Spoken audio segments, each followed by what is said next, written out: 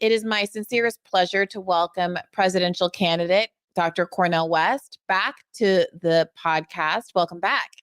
Always a blessing to be in conversation with you in these very grim and dim times. We got to be steadfast. We got to be strong. Yeah, so of course we're recording this just a few days on the Tuesday after the Hamas attack on Palestine and in Israel and the consequent fighting and retaliation. And we're going to get into that more in detail later in the episode. But I did want to first address some big kind of electoral political news that has come up with respect to your campaign. Since we last spoke, you've made the decision to no longer run on the Green Party ballot line, but to run as an independent. You recently did an excellent interview with Sabby Sab, so I don't want to rehash too much of it there, but I did want to pick up on this thing that you told her about why you're choosing to run no longer as a Green, that you felt somewhat encumbered by some of the kind of technical obligations that earning the Green Party endorsement would ask of you, which included a number of internal debates. Is that right, to secure the nomination? Absolutely. Among the Green Party presidential candidates themselves, as well as a number of different events that, quite understandably, is the case. Number of events you have to attend in order to be part and parcel of the process. That's right. And you said there were web seminars. I mean, I think one of the questions that people have is, having announced initially running with the Movement for a People's Party and then pivoting to Green, there was this question of, well, I understand the choice, but what kind of thought process was going into this a priori that got you in a situation where you couldn't have anticipated some of the backlash around MPP? And I think now some people might be wondering, when you talked about running on the Green Party ticket, didn't you anticipate that this was going to be a nomination process? And what has changed between then and that decision making and now, where you no longer feel like you have the bandwidth to jump through the internal hoops that are required to run as a Green Party candidate? Well, no, one, what I understand, the Green Party itself has never had that many debates internally when it came to presidential candidates. So they themselves have escalated in that regard. And, understandably so, that's the way they want to be able to proceed.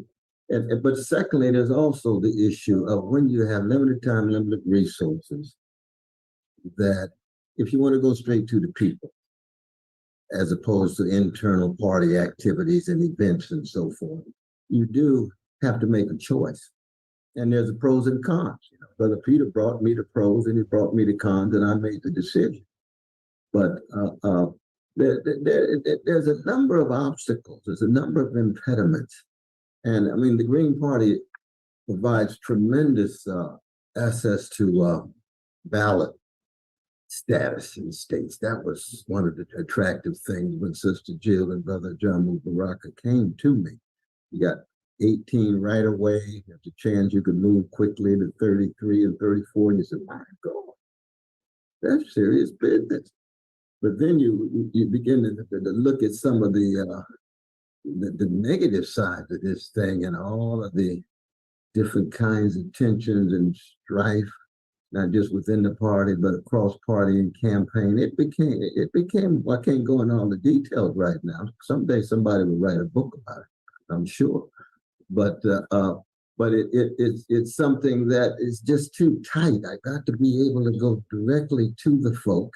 And I've got to be able to be free enough that I can get to the precious masses. And we don't have a mass-based left-wing party in America. The left is weak. You know how people the left is, not just presently, but historically has been. See?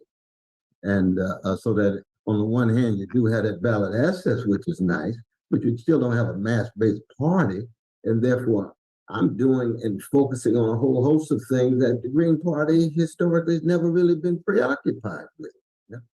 And I can understand that, but that's who I am.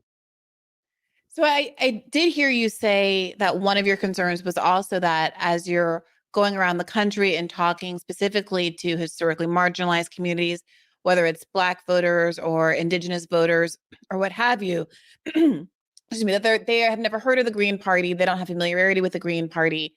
And so the value of that association has come into question.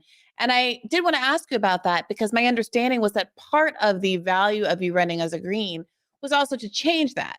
If there are people who do know you, even if they don't know Greens, and have such a respect for your advocacy and your record and your scholarship and your integrity over the years, then isn't that a benefit to doing exactly what you, filling the gap that you just described of the left not having a major party to rally around? What do you make of losing the advantage of helping to grow the Green Party as a major left party by attaching your name to it? No, I agree. I don't think I'm that powerful, my distance. I don't think one individual can really change the whole image and practice of a whole party. And one black man certainly can't do it with the Green Party as it's presently constituted. Let me put it that way. And you've had a Jamal Baraka and others who are highly significant and visible people within the black left that's been part of the party. Bruce Dixon, who I love, who's part of Black Agenda Report, and others that still weren't able to bring large numbers of black folk into the Green Party. There's a reason for that we won't get into right now. So I don't really think that my presence would have been one that would focus on the expansion of the Green Party. No, I want masses of folk to become part of a larger movement of which the Green Party is a party. Now, the counter argument against that, I understand that Brother John and others were saying, well, at least you had the possibility of being a people-centered, party-driven campaign. I think I can be people-centered without the party. He thinks you have to have a party to be people-centered. I don't believe that. Now, he would argue the aftermath means at least the Green Party is still around. The Green Party has been around since 1991. Where is it now? Why is it unable to be able to create the kind of infrastructure and institution that can sustain itself over time?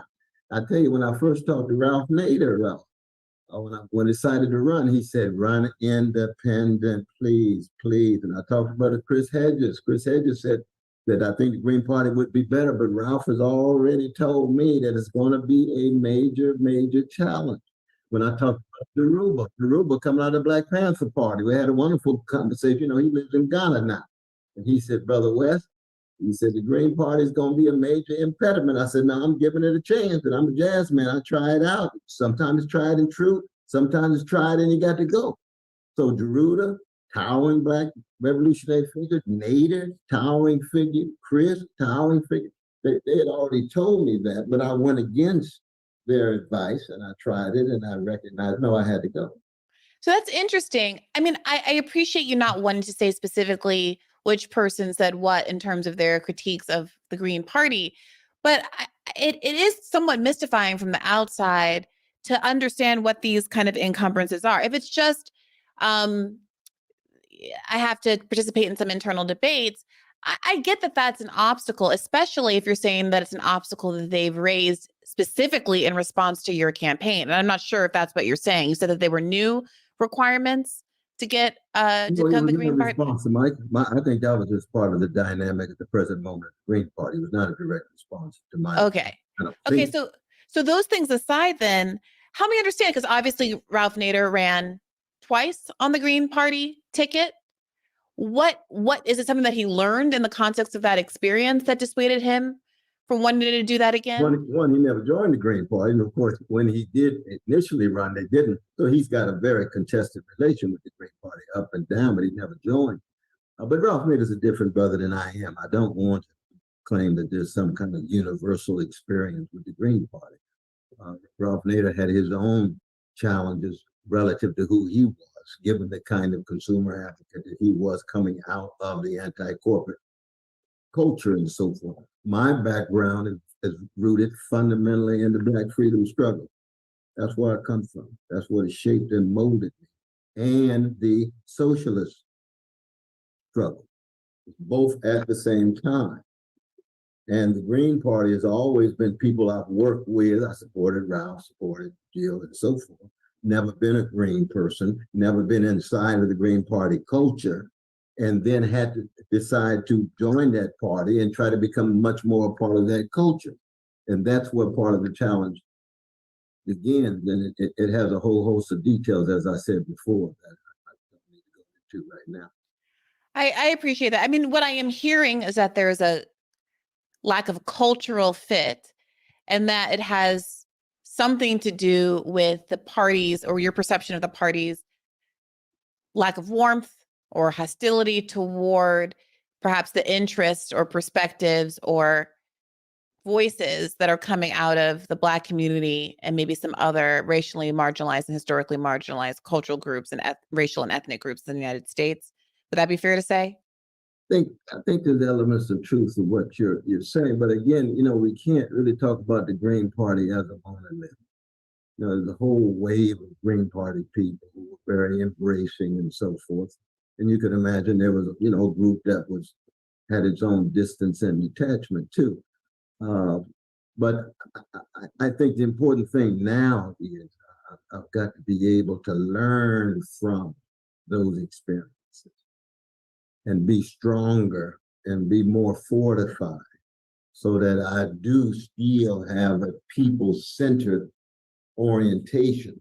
And we don't have a movement. Now we got some motion, we're going to generate some momentum, and we'll see movements are very, very highly achieved phenomenon in history.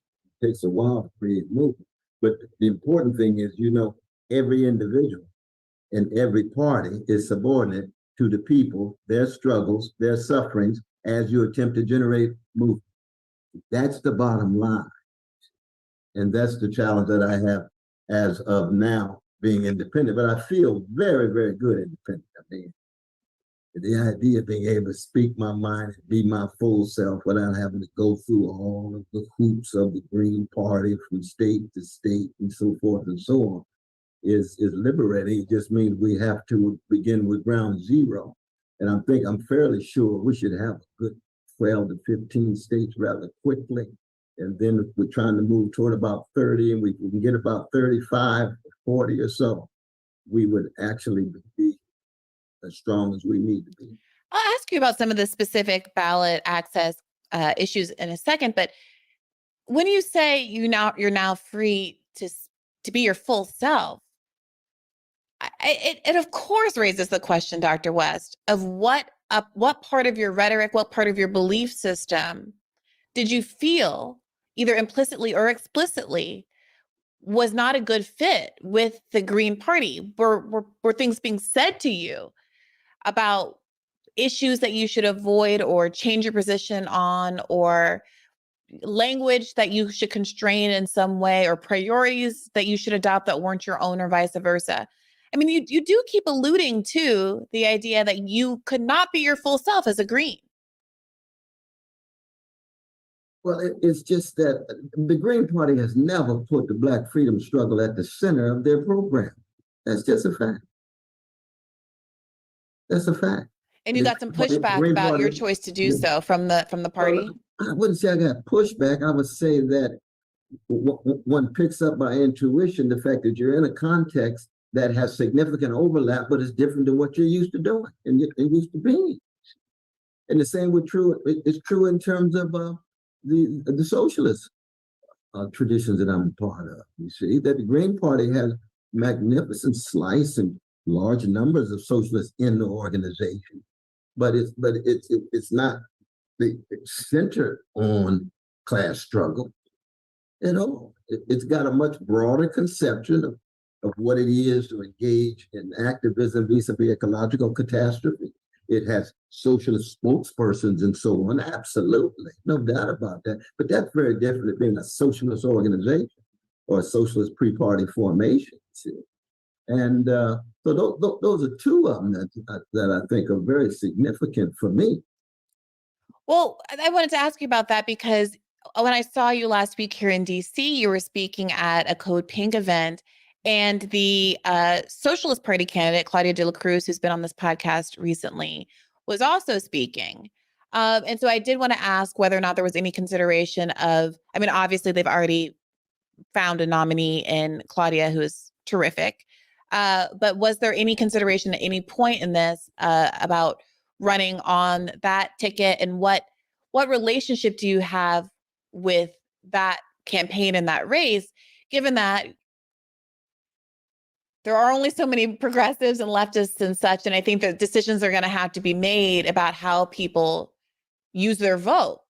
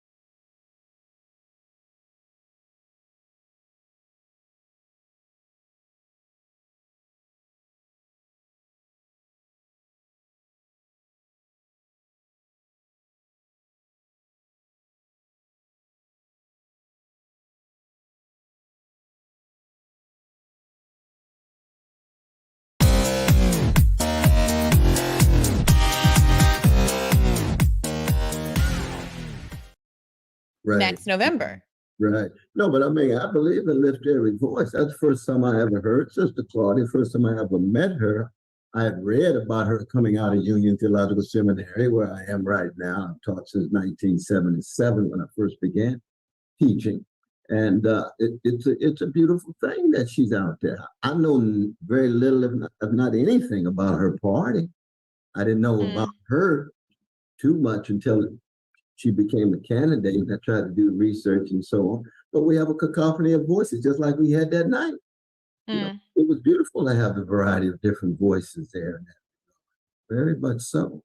But there's a lot of other socialist parties that are also running that I don't know anything about, and I'm always open for dialogue and so forth. I mean, but I think this is the concern, whether it's Green Party or Socialist People's Party or whatever it is. I do think that if we're looking at this campaign as having the benefit of creating some scaffolding for a movement, knowing that that was one of the advantages of Bernie 2016 and 2020, that it brought a lot of people in, it brought people not just to the polls, but engaged them on various issues in a way that hadn't been engaged before because he expanded the limits of the possible. One of the critiques of Bernie in both of those years was that he then shut down the organizing machine. And there have been critiques of how our revolution and some of the organizations that lasted longer than the tenure of the campaign were run and then ultimately kind of fell apart. And so I do think people are looking to something, if, you know, whether it's a party system, whether it's an organization like Our Revolution, something that it feels they can contribute to that will outlast a campaign cycle. And as imperfect as the Green Party might have been as a vessel for that, I do wonder if you have given thought to what it looks like. Where does all the energy that you hope goes into your campaign go when it's over? Presuming, of course, that you don't win. And we're all, of course, hoping that you do. Right, but I appreciate it. No, because I'm running to women and I'm running to witness at the same time. But part of it is a matter of just trying to create new possibilities, not just for new institutions and infrastructure. I mean, if they wanted to join the Black Alliance for Peace, that's a beautiful thing. Join Black Agenda Report for Young, that's a beautiful thing. Join a whole host of organizations that are out there. These are pre-party formations. They're not parties. They need strength.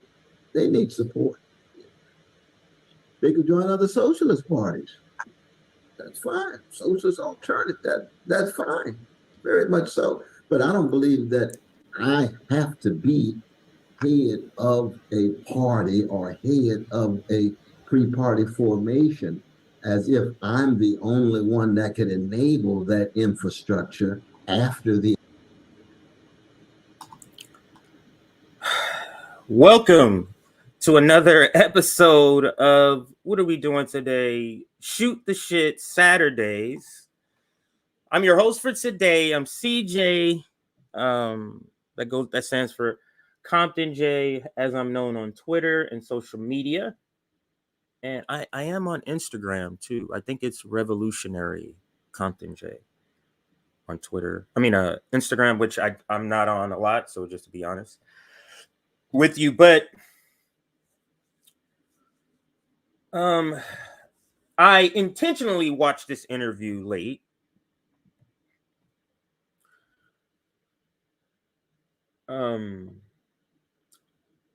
I intuitively knew that I would have a lot of critique if he talked about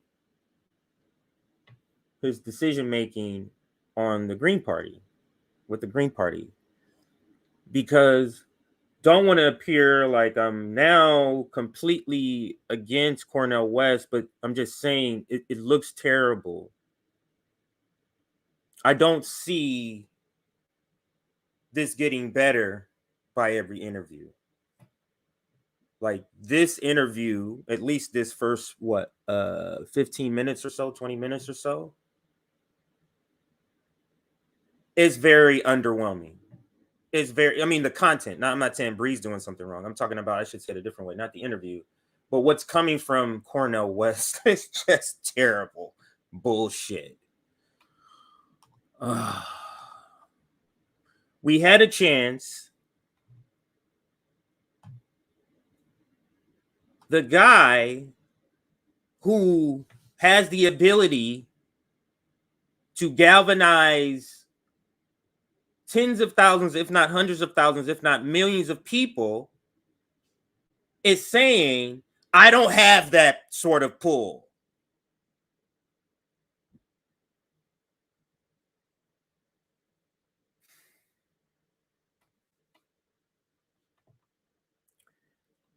Dr. Cornel West, let's look at just evidence. What type of articles were coming out when you were running as a Green Party candidate? What type of segments were corporate media whose funders are pharmacy weapons manufacturers? These are the top of the top that are concerned about your campaign, that you say now you don't have that power, or you don't have that ability, capacity, whichever word you want to insert here.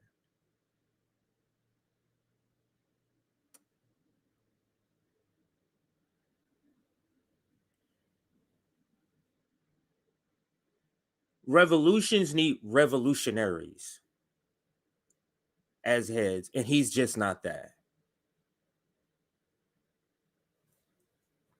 He's not. So this, because Nick said, it feels like this campaign, now that we've all see what it is, we were trying to skip a step. And the thing is, this campaign as a Green could have possibly been a step skipping. It could have. Where he's doing now, like, stop pretending. And then he trying to throw Ralph Nader in this nonsense. Yeah, my other professional managerial class people who also wouldn't have the guts to do this shit, they're telling me not to do it. What does that prove? So let's quickly analyze this. This was supposed to be an introduction, and meaning before my show, just to give you something to watch. And then I see what this Dr. West is saying, and I'm like, oh shit, I got to insert this shit here. This is nonsense, and you can see it on his face that he knows this is nonsense, that he knows this is cowardice. It is my sincerest pleasure to welcome presidential candidate Dr. Cornel West back to the podcast. Welcome back. Always a blessing to be in conversation with you in these very grim and dim times. We got to be steadfast. We got to be strong. Yeah, so of course we're recording this just a few days on the Tuesday after the Hamas attack on Palestine and in Israel and the consequent fighting and retaliation. And we're going to get into that more in detail later in the episode. But I did want to first address some big kind of electoral political news that has come up with respect to your campaign. Since we last spoke, you've made the decision to no longer run on the Green Party ballot line, but to run as an independent. You recently did an excellent interview with Sabby Sab, so I don't want to rehash too much of it there, but I did want to pick up on this thing that you told her about why you're choosing to run no longer as a Green, that you felt somewhat encumbered by some of the kind of technical obligations that earning the Green Party endorsement would ask of you, which included a number of internal debates. Is that right, to secure the nomination? Absolutely. Among the Green Party presidential candidates themselves. So as we listen to this, I'm going to write down. Actually, I'm just going to get a piece of pen and paper. This is just for production value. I'm not going to actually write. I'm going to say it. But because now I'm thinking like I'm really hyped up. I'm not going to be able to write it. Let's take in account what he's going to say met the level that was so egregious that it met the level where he had to leave an establishment outside party. This is a post-duopoly party, that is the Green Party. Whatever flaws they got, sir. This is an outside party. So being post-duopolis, being non-establishment, what is the best way to influence? That's what a third party's target is. It's not to win a campaign. The third party's target in the beginning or in the infant stages of a third party is to influence the two dominant parties or whatever parties are in power. That is the point. That is the singular, if not the top goal, if there's other goals, of a third party, is that nothing supersedes that. Now, then the question becomes, how do you be the biggest threat you can be to the existing power structure? How do you do that in an election? Isn't it by being on as many ballots as possible? Now, it's a given. I think we can all grant this part right here. It's very hard to get on ballots. You need lots and lots of signatures. Doesn't matter if the threshold's high or low, you need signatures. So, to affect the third party, the two parties the most, in the election, we determined you must be on the most ballots you can be on, including, if not in particular, swing states.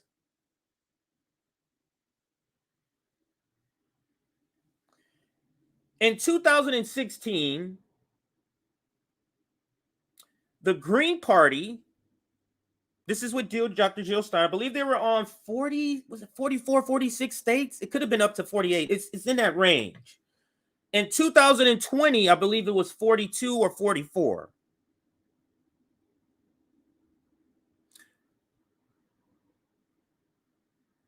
Name an independent candidate who got on that many states. One. And if you're able to do that, name a candidate.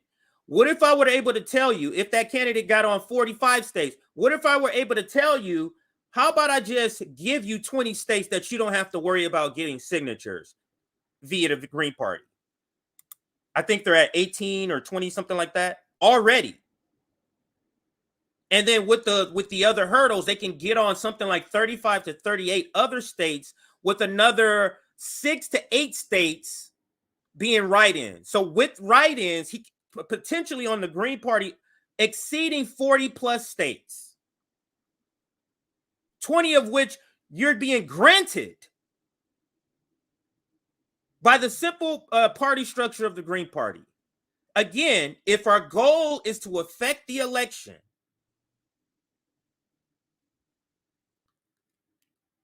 that's the framing of this conversation.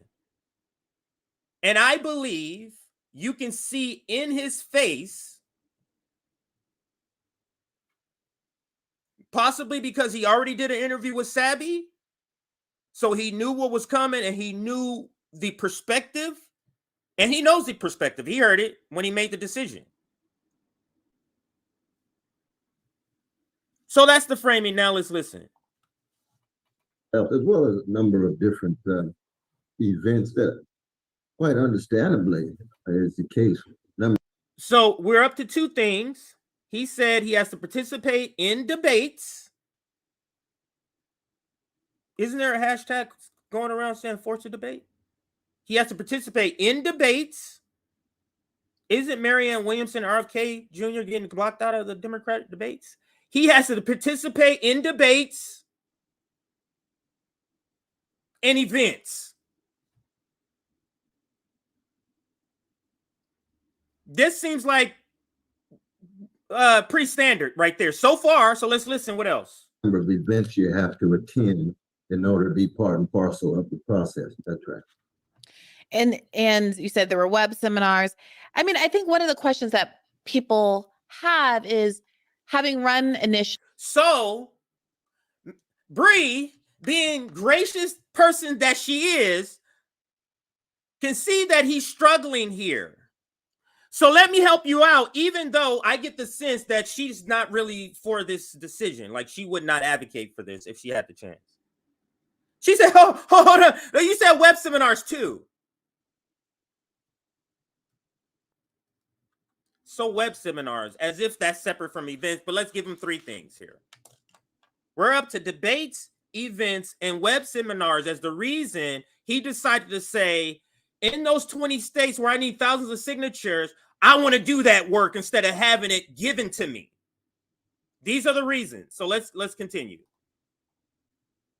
Having announced initially running with the Movement for People's Party and then pivoting to Green, there was this question of, well, I understand the choice, but what kind of thought process was going into this a priori that got you in a situation where you couldn't have anticipated some of the backlash around MPP? And I think now some people might be wondering. So what she's bringing up here, and why Bree is good at this, Savvy is just like this too, the same radical shit that Nick and I would ask completely differently, they are able, with their vocabulary, to ask the same question, essentially. And that's what she's asking. What did we say here on RBN? Or at least I'll say I said it. This seems to be, his political instinct seems to be very suspect. She's bringing up his political instincts without saying those words. It was questioned, like, why the hell did you even start with the People's Party? Do you not have your ears open about basic shit that's happening politically? That's what she's asking, but just in a more professional managerial class, palatable to your ear way. When you talked about running on the Green Party ticket, didn't you anticipate that this was going to be a nomination process? And what has changed between then and that decision making and now, where you no longer feel like you have the bandwidth to jump through the internal hoops that are required to run as a Green Party candidate? Translation, nigga, you knew this shit up front. You knew this already. You see how she asked it and see how we would ask it here? You knew that already when you made the switch, sir.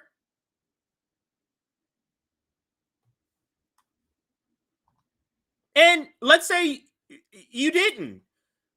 You being from Harvard, being very educated, you could make an educated guess that would be the case. Well, number one, what I understand, the Green Party itself has never had that many debates internally when it came to presidential candidates. So they themselves have escalated. So we using escalated now, like it's a war term, huh?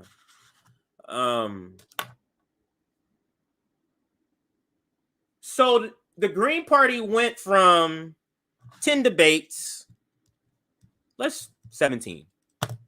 They've added 7 more debates. Where is the problem?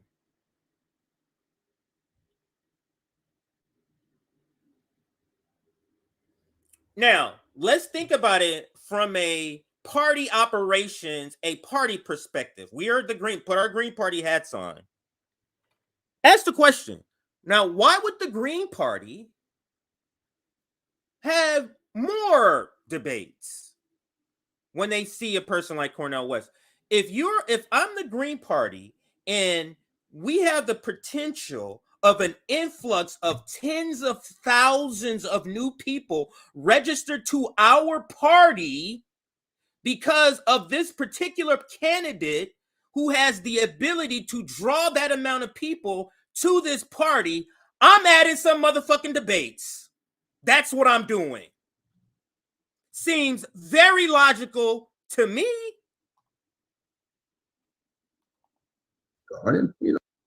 Understandably so, that's the way they want to be able to proceed. But secondly, there's also the issue of when you have limited time, limited resources, that if you want to go straight to the people. Another thing, they added more debates. Are we not living in a time where we have unprecedented shit going on?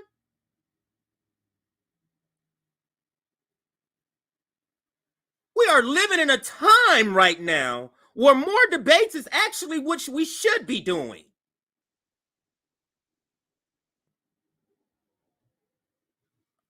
Let's continue. As opposed to internal party activities and events and so forth. You do have to make a choice. And there's the pros and cons. Brother Peter brought me the pros and he brought me the cons, and I made the decision. But did you hear that? Did you hear that?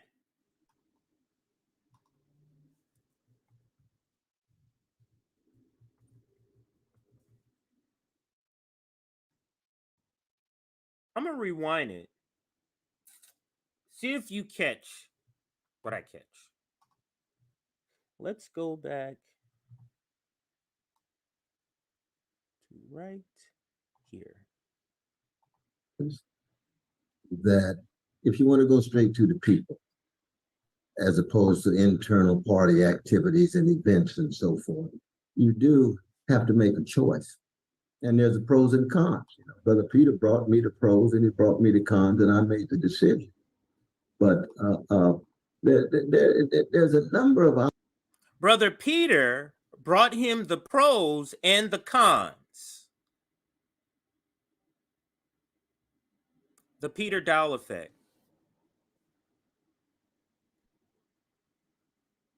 Now, if you're a person like me who believe that Peter Daou is an absolute infiltrator, how would you arrange those pros and cons? And if you watch the interview Bree does with Peter, you can see the very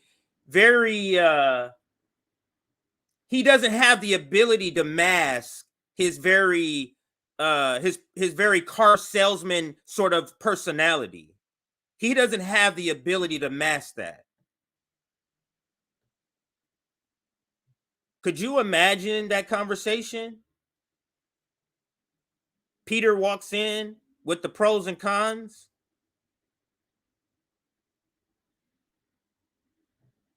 I would love to see that.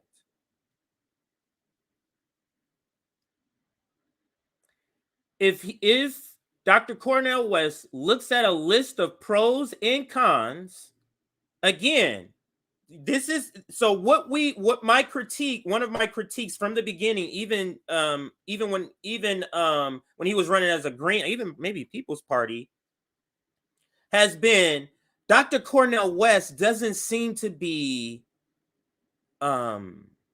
engaged more than a surface level in this shit.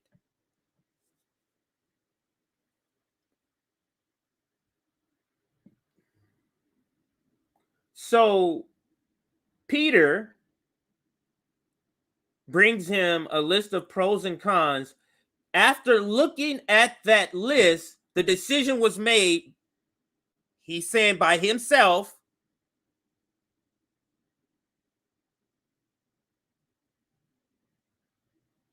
for a person who doesn't really know the pros and cons to believe that they made the decision on their own while looking at somebody else's determinations of what's a pro and a con is astonishing to me. You are looking at somebody else's opinion to form yours, and you're saying to yourself, you made that decision.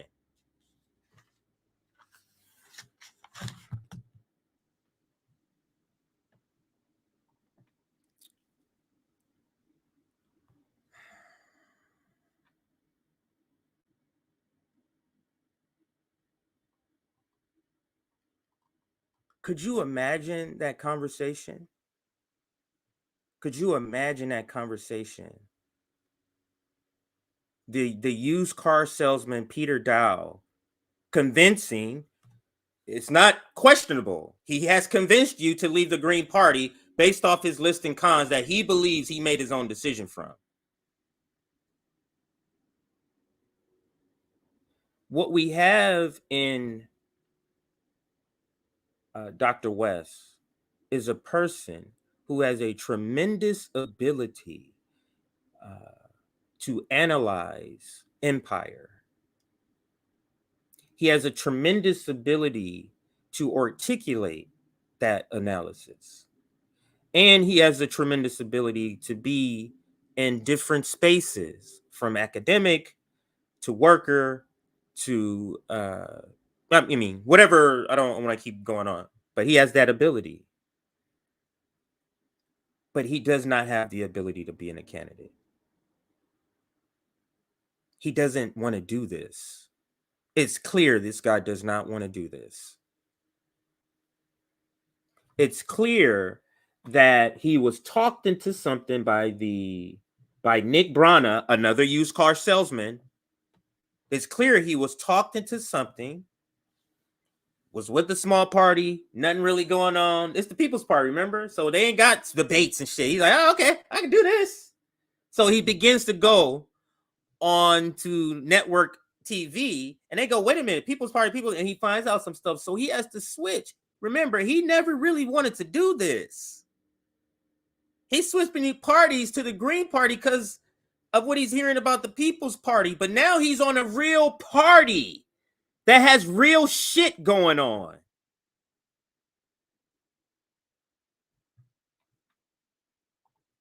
All right, let's play. Obstacles. There's a number of impediments. And I mean, the Green Party provides tremendous access to ballot status in states. That was one of the attractive things when Sister Jill and Brother John Baraka came to me. You got 18 right away. So on one side, you have Jill Stein and a Jamu. On the other side, you have Peter Daou.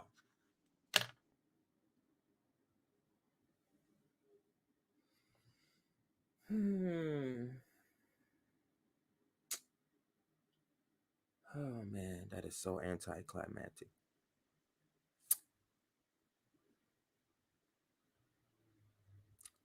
I had to let that sit with me there. You're going from Ajamu and Jill to Peter. A person who has no understanding, not really engaged in politics and the inner workings. You get what I'm saying? He's not going to know These are terrible decisions made, and I don't know if they're intentional. I'm beginning to think now they're intentionally terrible. Way you have to change, you can move quickly to 33 and 34, and you say, my God, that's serious business. But then you begin to look at some of the negative sides of this thing and all of the different kinds of tensions and strife, not just within the party, but tensions. Let me add this: tensions and strife. Sure. Okay, so we're up to debates, events. These are all the problems: debates, events, webinars. Then he starts to talk about abstract shit, obstacles, impediments, tensions, and strife. That's the list. the cross-party campaign, it became, I can't go into all the details right now. Someday somebody will write a book about it, I'm sure.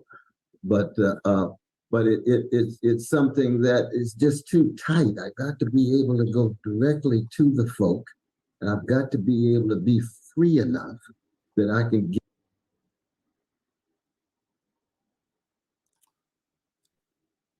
Cornel West tells us, or he'd been telling us this entire time, this is what's going to happen. And he continues to tell us that this decision making is going to continue to happen. Every time he uses this phrase, I'm a jazz man, I improvise. This is what he's talking about. I stumble from bad decision to other bad decision, and I call that improvising. And he's describing, I can't be locked in. Me having to go to dates and shit, that's locked in. This is a person, this feels claustrophobic to him. Get me going to events and campaign events and shit like I'm really running for president?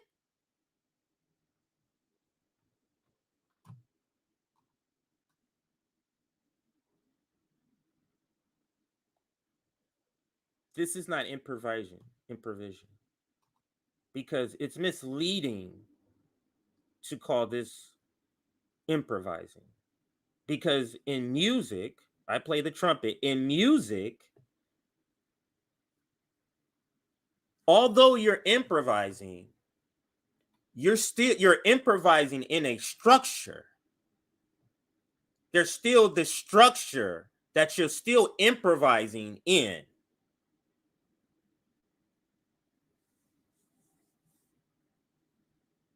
And that's what's lacking here. So let's continue with this. Get to the precious masses, and we don't have a mass-based left-wing party in America. The left is weak. You know how people the left is, not just presently, but historically has been. And so that on the one hand, you do have that ballot access, which is nice, but you still don't have a mass-based party, and therefore,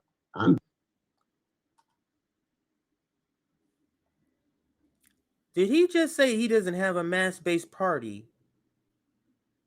Did he just say that about the Green Party? And Dr. West, what mass-based party did you move to, Dr. West? What mass-based movement, if you don't want to say party, did you move to, Dr. West?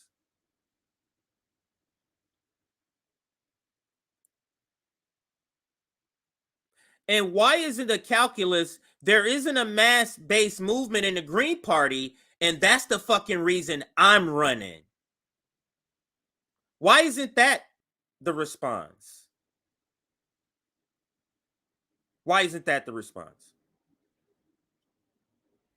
Why isn't the response to make shit better instead of I'm out of here? All the things, Dr. West, we sat here and told you that's what you were here for, sir. The interviews you were here on RBN with Nick and I, we told you that's what this we believe your campaign was here for. Is to make the Green Party into the things that you speak of right now. Let's continue. Doing and focusing on a whole host of things that the Green Party historically has never really been preoccupied with. And I can understand that, but that's who I am. So I did hear you say that one of your concerns was also that as you're going around the country and talking specifically to historically marginalized communities, whether it's Black voters or Indigenous voters or what have you, excuse me, that they have never heard of the Green Party. They don't have familiarity with the Green Party. And so the value of that association has come into question. And I did want to ask you about that because my understanding was that part of the value of you running as a Green was also to change that. If there are people who do know you, even if they don't know Greens, and have such a respect like he doesn't know this? For your advocacy and your record and your scholarship and your integrity over the years, then isn't that a benefit to doing exactly what you, filling the gap that you just described of the left not having a major party to rally around? What do you make of losing the advantage of helping to grow the Green Party as a major left party by attaching your name to it? No, I agree. I don't think I'm that powerful, my distance. I don't think.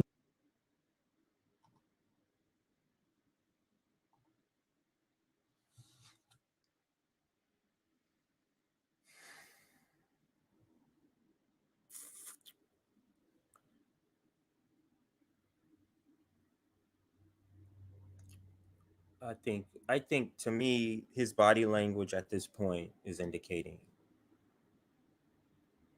the jig is up, bro. The jig is up, bro.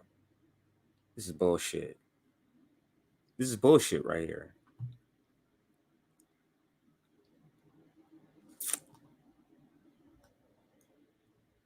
I'm gonna.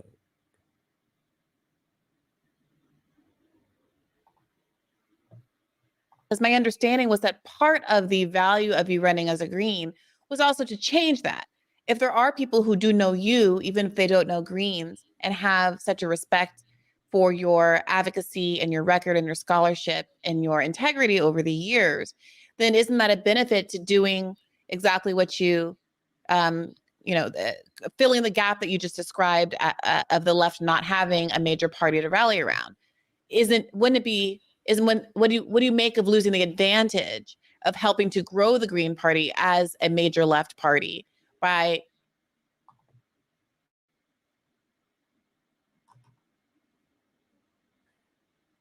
that lean back? That's the face and the movement of a man who did not think of this.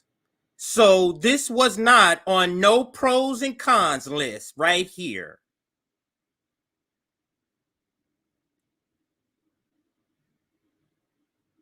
He's like, damn, that's a fucking good point. That's a fucking good point. Damn. Why was nobody in the room advocating this when I made my decision? That's how I'm reading this. That's a fucking good point. God damn you, Peter. God damn you, Peter. Why didn't you tell me this?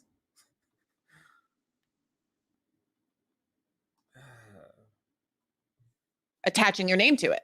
No, I agree. I don't think I'm that powerful, my distance. You mean to tell me that's not his reaction? That's why he doesn't have a well thought out academic answer for that. You mean to tell me that's not exactly, I'm not right on with that? And you can hear it in his answer. Oh, yeah, no, I agree. Because he's this is like the first time I'm here. He's like, God damn you, Peter. This was not on the pros list, Peter.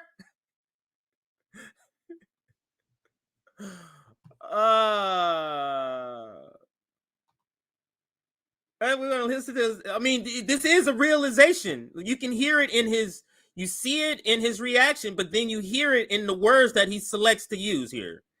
Let's listen again. I'm gonna make sure I have it backed up far enough to hear the entire thing here. Make sure. a major left party by attaching your name to it. No, I agree. I don't think I'm. No, I agree.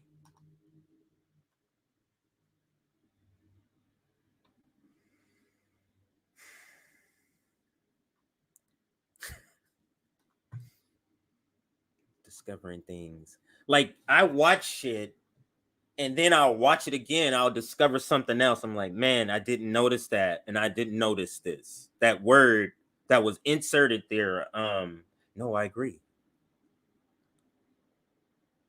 This is a reason why all he has is, I don't think I'm that powerful.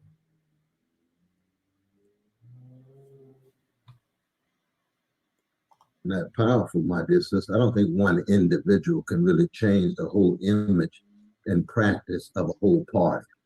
And one black man certainly can't do it with the Green Party as it's presently constituted.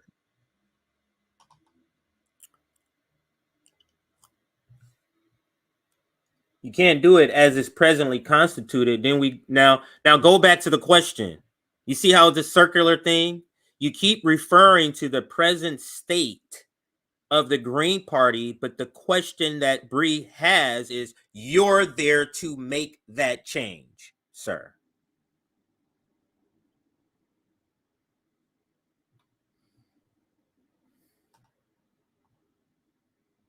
Let me put it that way. And you've had a Jamu Baraka and others who are highly significant and visible people. We love Ajamu. Ajamu's politics more aligned with RBN than Cornel West's politics. Ajamu does not have the national stature that Cornel West has. So let's stop it. Now we're just saying shit. Don't translate your admiration or how great of a person, how great of a thinker, how great of a political political analysis, Ajamu, don't translate that into popularity. But within the black left, that's been part of the party. Bruce Dixon, who I love, who's part of Black Agenda Report, and others that still weren't able to bring large numbers of black folk into the Green Party. There's a reason.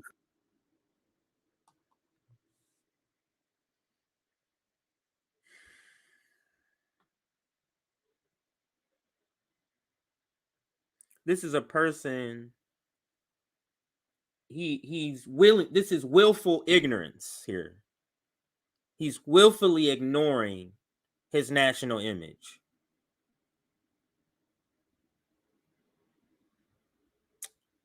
That's what this is called here. For that we won't get into right now. So I don't really think that my presence would have been one that would focus on the expansion of the Green Party. No, I want masses of folk to become part of a larger movement of which the Green Party is a moment, a part. And what are you saying that's contradictory? What are you saying? The movement people would simply just register as Green Party people. That's how it works. It wouldn't be the other, or maybe, and I wouldn't mind it the other way around, but it's basically going to be people who is for the movement who are saying we have a person in our movement running, this is a very common thing that movements do. We have a person in our movement running, let's go vote for that person. So he's pretending as if they're not one and the same. Like as if growing a movement or establishing or building a movement is not one and the same as growing the Green Party. That's one and the same, Dr. West.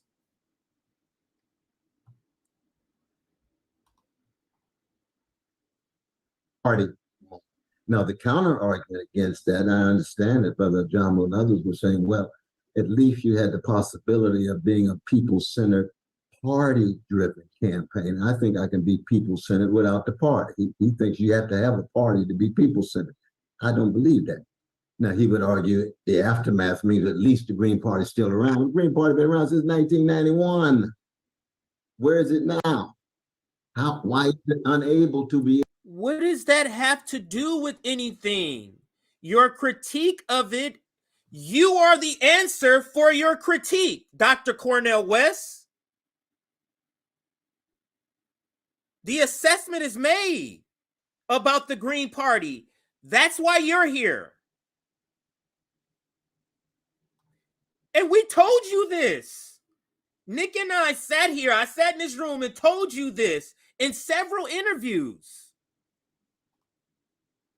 Be able to create the kind of infrastructure and institution that can sustain itself over time. I tell you, when I first talked to Ralph Nader, now he's trying to bring in some other people into this nonsense. Now he's trying to bring in some other people to this nonsense. Let me get my fellow professional managerial class people a little mud on them too. Come over here, friends. Don't let me go through this by myself.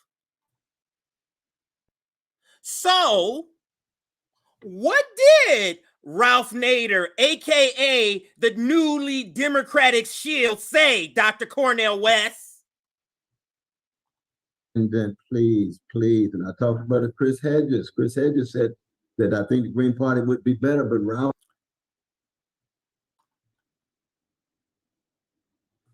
Chris Hedges said the Green Party would be better. But let's lean on the guy who's advocating for voting for Joe Biden, though. Let's do that. And Ralph Nader's assessment of the Green Party when he ran over 20 years ago?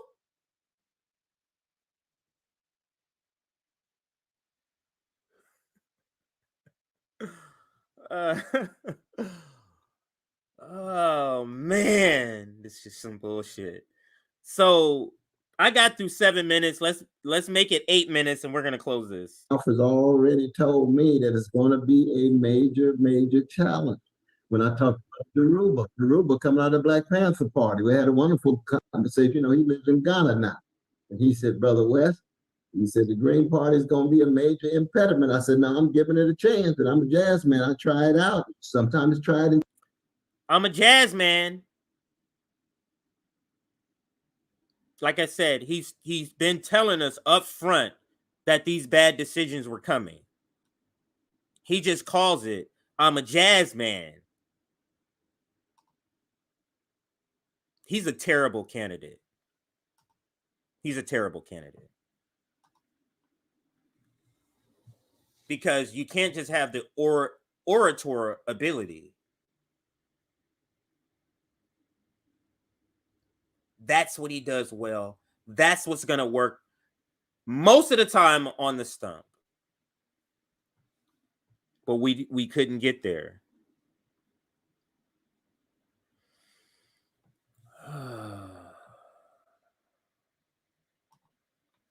So, let's see what happened post November 2024. Let's see what this Cornell movement becomes. Yeah, I can end it here. I don't need to play anymore. We'll end it at 7:45. So if you haven't seen this, we've only covered 7 minutes and 45 seconds, 42 seconds of this. So yeah. The thing is, I'm a terrible candidate too. Everybody's not everything. He's great at speaking. He's great at galvanizing people through his speaking and analysis. Great. He's not a candidate. He's not one. And that's no shame. I'm not a candidate. Nick will tell you all the time he's not a candidate. Rome will tell you he's not a candidate. We're not candidates for different reasons, but everybody's not everything. I'm not a candidate either. He's not that. He doesn't want that fight. And I mean, why would he? Why would he? Why? I mean, I guess you know what? I'm not even gonna go down that way. So, Let's look at a couple of super chats here. Let me see. This one named My Taco. I wonder what you named it though. You never told us that part. Yo, CJ, BJG and Dr. West were ineffective at correcting the record when pushed this week, yet they had all the fire when they got good faith criticism. Real question, what is a good ally to you? I would say a good ally to me is someone that is dependable. I would say that is one of the, if not the top trait. They have to be dependable. And liberals are simply not dependable. I haven't really come on what side I would say that Cornel West is, but he's definitely not a radical. Because you can't be radical in speech and not be radical in strategy. It has to be coupled with a radical strategy, in my opinion, to be a radical. He's just not, that. Thank you for this super sticker from Abiding 71. And then let me toss up just some of your comments and see what everybody's saying. Let's see. Let's get jiggy with it. Is that a reference? Do I have a Will Smith story? Is that a Will Smith reference with all the problems he's having? Cornel West and Jank are doomed to fail in their campaign. You said it. And now I am sure Peter is a Trojan horse for the Dems again. Yeah, this is definitely the Peter Daou effects. Let's see. Chalupa. I'm not sure why he said that. I want Rome on the debate stage, watching him flame the ever-loving crap out of those MFers would be golden. Thank you for that. Yeah, he's a jazz player. He's not. He's a jazz man. He's not a candidate. And I think after this, I think that might be his reflection when he reflects back on this. Let's say, November 2025. I think that may be his analysis that this just wasn't his thing. Maybe he has some other things going on. I just noticed though in this interview, it's a lot of vague terms. Strife, tension, impediments, obstacles, and then he would say a lot of, maybe 3 times I counted, but we're not going to get into that now. Just, that's weird. You know what I mean? To me, it gives the vibe of, if I use these sort of umbrella terms without specifics, I won't get as much critique. Because if people really found out the details of what behind it, then it would really have critique from me. So I'll just keep it that way. That is what I believe he's doing. And now let's get into the rest of our topics. Let me just show you the graphic here. We got a Cory Booker story. We got and that story is he is our latest target, along with a couple of others, of the Negro servant. We have a Negro servant segment we'll cover. And then to the left of Cory Booker is Jim Jordan. So we'll briefly cover what's the latest on the speaker to be. What's the latest in that? So we'll cover that. To the right of Cory Booker is Antony Blinken, and he's out on tour. I think tour in the Middle East or some Arab countries, if not the Middle East. And he's saying some ridiculous shit. So we'll get to that. On the right, to the right of Antony Blinken is George Bush. So for our segment, for Warmonger Spotlight segment, we have that. We're going to be analyzing George Bush decided to talk about Israel and Palestine. So we'll get to that. Was there anything else on the graphic? Now, these are a lot of shorter stories. They're not as, this one, and I think this might be, this is the longest story. And then on the far left, to the left of Jim Jordan, you see Cenk Uygur, and I want to try to get to that Anna Kasparian interview she did on interviewing him as the president and his bid and how he's not born here, and then he was going to address that. So hopefully I'm able to get to that. Let's see if there's any other topics. I think there's one other topic that fell in my lap after the graphic was already made, and that was MSNBC goes based on Palestinian coverage, on Palestinian narrative at least. And you wouldn't believe it, is Ali Velshi. It's a pretty based segment. We'll cover. And then another one that I don't think I mentioned, RFK hires CIA as new campaign manager. So he gets rid of, not gets rid of, but Dennis Kucinich resigns, actually. Likely because of all of the pro-Israel stuff that he's been tweeting, but we'll get into that. Also, let's see. Let's check a couple of things, a couple of announcements. JB and Rome attended. JB actually broadcast his on his channel. He attended a Palestinian march or rally. Yeah, it was a rally. And so did Rome. He didn't televise his. I think he just got pictures or something like that. But we'll find out. And when I said televised, but stream, I should have said stream. Rome did not stream his.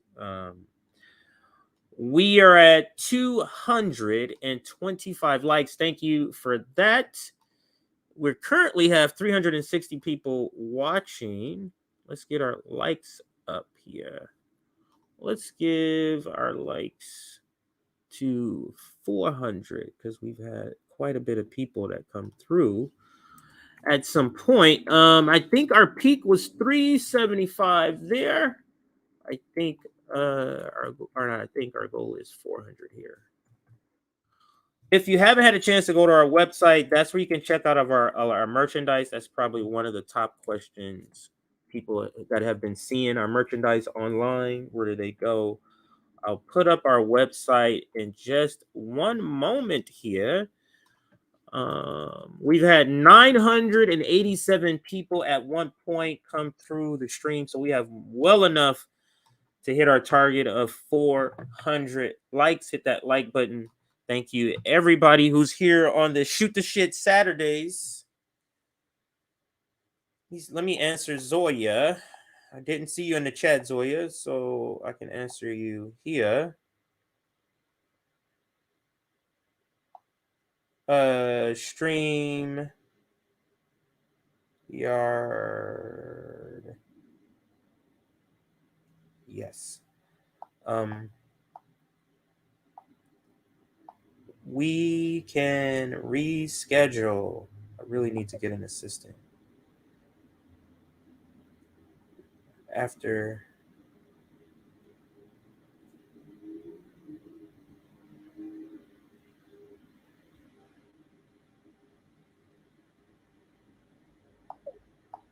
all right, so I had to respond to my sister and to Zoya. All right, so now I'm back. Maybe I should do a little quick break. I feel a little refreshed. Let's get to this next topic here, and the one I'm feeling right now is this one here. So, actually, no. Let's go. Let me bring it up. Let's go to Twitter, and somebody's corrected me. Oh, oops, I missed the T. Somebody corrected me the other day. X. All right. I'm likely never going to call it X, just so if you know. So I'm still going to call it Twitter just because I'm used to it. I'm not really feeling the change right now. So I'm not really feeling like changing. All right. This is the one I wanted to go with. Based MSNBC. This is Ali Velshi Let's see if Ali Valchi is going to keep his job after this video, and we're going to play it. Some of you may have already seen this already. So if you have, give us your opinions in the chat. If you haven't, it is going to be a pleasant surprise for you to hear this. Let's see if I have a tag ready. I don't. It's going to be a pleasant surprise. So MSNBC goes based. Oops. Let's do it this way. Goes based for a segment. Let's not get crazy here. It's not like they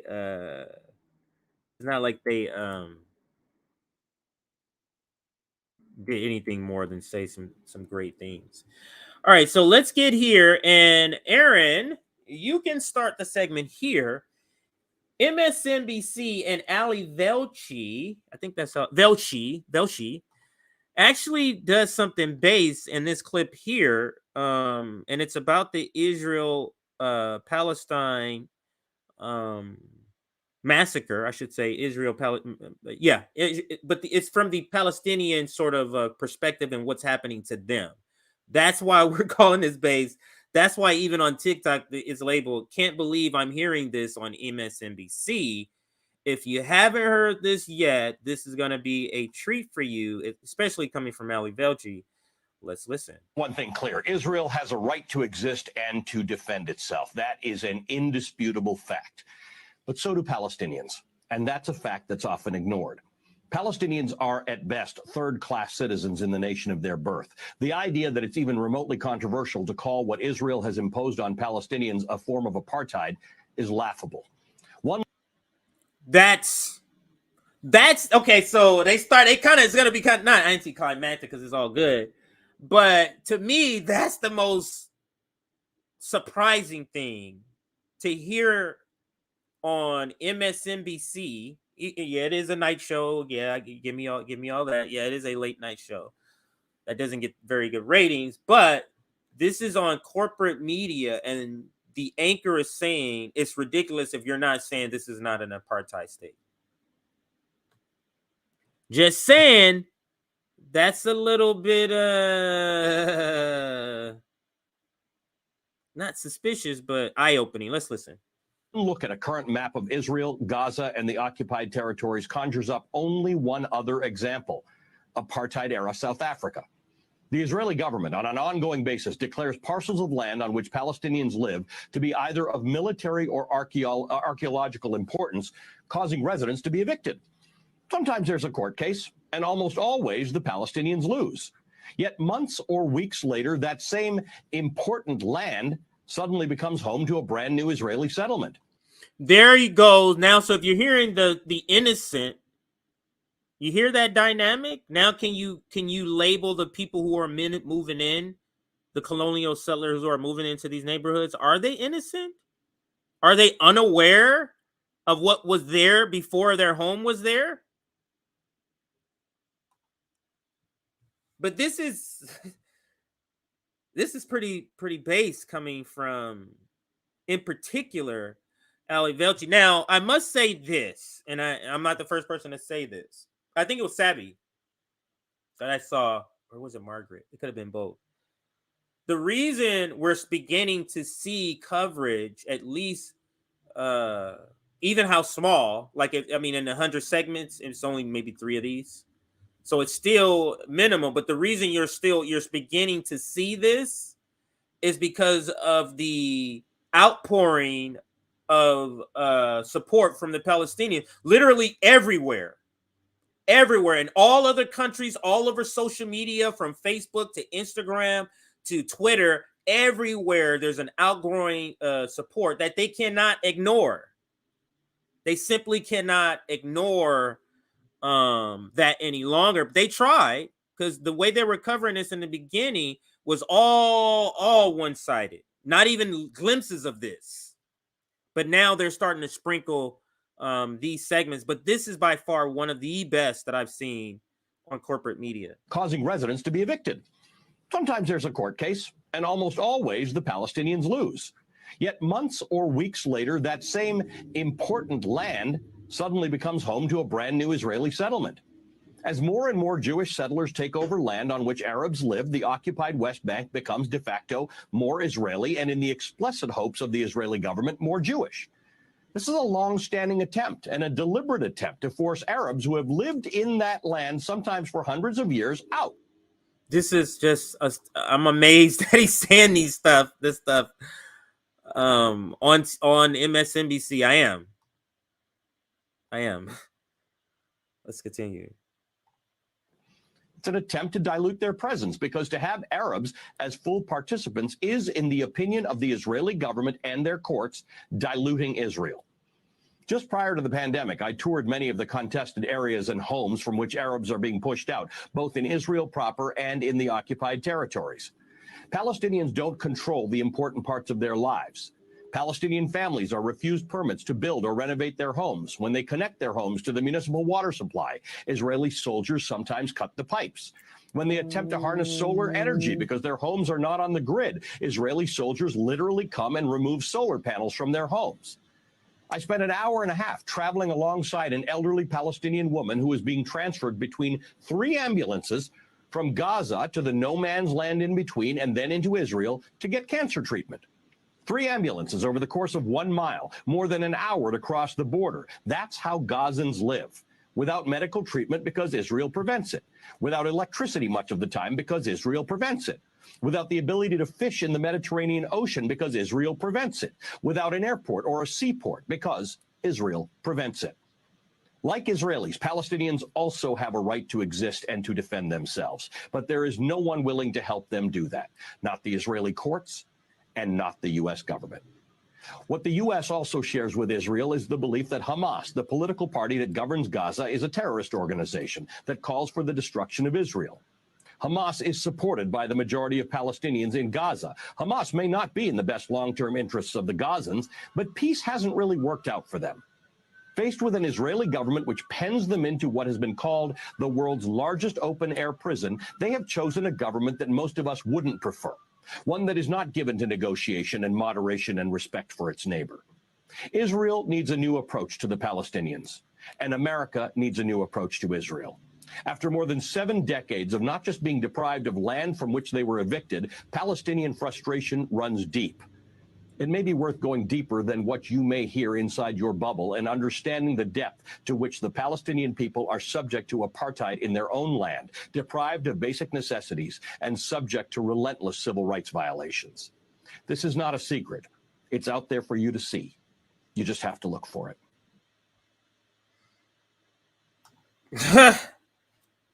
Woo! That was based. And he's pretty terrible. Like Ali Fauci, when it comes to war, especially Ukraine war, he is one of the most vocal people that I've seen on mainstream media. Man, I did not mean to take that down. Yeah. Anyway, I'll find it. This is not a current clip.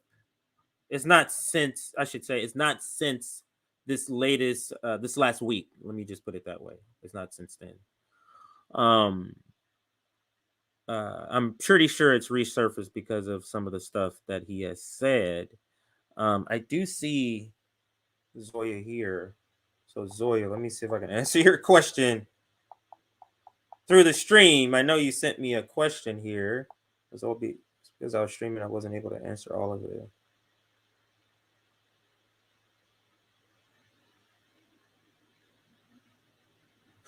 You can send those individual specific ones to the specific people. Yes. If you want to wait for the meeting tomorrow, you can wait too.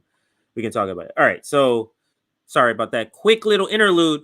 But getting back to this video, like I said, it's not current, but still the assessment is there. And what I'm seeing on, I wonder if that's why, because what's his name? A couple of the Muslim anchors has been muzzled. Somebody said in the audience, they have been muted, at least taken off the air. Yeah, I believe they said Ali Velshi was one of them. Yeah, I believe so. Anyway, it's too many comments. I don't see it. I believe so. So let's go to some response, because I could not be the only one who's thinking like, this is freaking amazing. One thing clear, Israel. What the hell is going on with Ali Velshi, the pro-war guy? He's usually pretty pro-war. And there goes JB first saying, is Ali about to be fired? Yes, JB. He's likely to be fired, or, you know, take a long vacation. This takes a metric ton of courage to say on MSNBC, knowing your career is on the line, respect to the few journalists and mainstream media willing to speak truth in such a tense moment. This is not now. This is not now. Empire of Lies says 3 minutes, 35 seconds of truth about Palestine and Israel. Surprise, MSNBC allowed it to air. Kudos to Ali Velshi. Hopefully he won't be fired. Actually, let me see in the comments. Did anybody shout out how long ago they know this video is from? Anybody mention that? I don't know if anybody did. He said Mehdi deserves a muzzle. Now let's make sure, even if we don't like what people are saying, they do have the right to say it. It was Graham Elwood. He was let go along with 2 other Muslim voices in MSNBC of freedom of speech of state-run American media. Wait, was Ali Velshi fired? Let's maybe I may have to adjust what I'm saying here. Let me just do a quick article check or news check.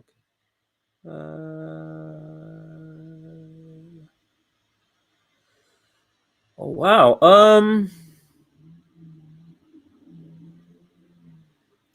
All right, so I guess let's bring up one of these articles here.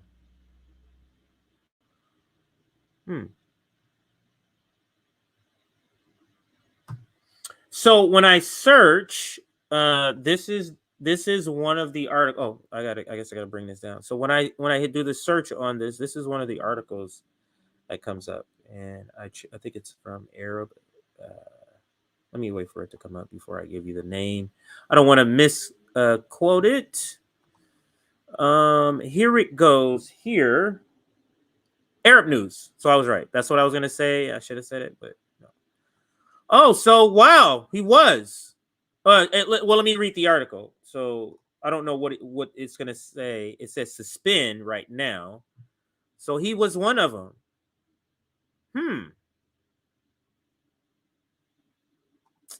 Let's read a little bit about it. MSNBC suspends Muslim anchors amid Israeli war in Gaza. And Ali is Muslim. I believe Ali is Muslim. Arab news sources confirm reports that U.S. networks sidelined Mehdi Hassan, Amen, I think that's how you say it, Mohadin, and Ali Velshi. 2 sources have confirmed to Arab News that U.S. News Network MSNBC has suspended the shows of 3 Muslim anchors amid rising tension in Gaza. Earlier today, Semaphore, am I saying that right? Semaphore revealed that Mehdi Hassan, Ahmad Mohadin, and Ali Velshi were quietly taken out of the anchor chair since Hamas attacked Israel. This is a Hamas attack on Israel. According to Semaphore, I guess that's the name of the person, the left-leaning news network did not air a segment Thursday night episode of the Mehdi Hassan show and dropped a plan for Mohadin to anchor Joy Ann Reid's show, and Thursday and Friday That's on Thursday and Friday. I guess he was going to anchor the Joy and Reed show. And then sources also revealed that Velshi was being replaced by another anchor for his upcoming weekend shows. Wow. Is there any other detail? Okay, so here goes some more detail on Ali here. While Velshi is still reporting from the ground on other shows, what Arab news sources confirm is that the shows have been suspended, and the future of the three anchors are at the network is unclear. This is okay, well, let's go back here.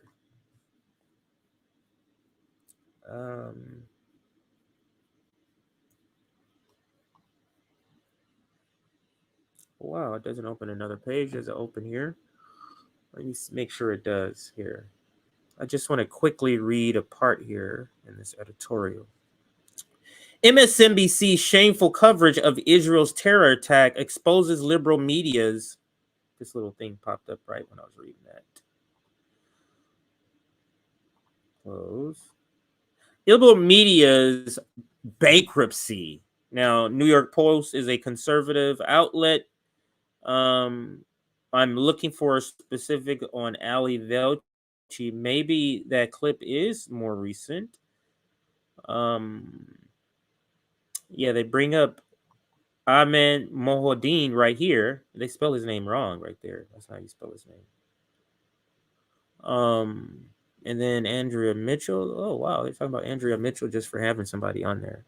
Yeah, they don't really specifically talk about Ali Velshi, so I won't go into detail on that. All right. But wow, that is something I did not know. So he's actually suspended instead of what I thought. He's suspended. So let's go back to Twitter. I guess some of you call it X, but I still call it Twitter. But let's go back here to my bookmarks and go back and check that out. I don't think I have any other receipts, and we'll fly through some of these other topics we have here. We saw JB Font's response, and I had then that was all the receipts. We're going to end that one there. I'm going to throw up some of your comments if you have any, and then we're going to move to our next topic.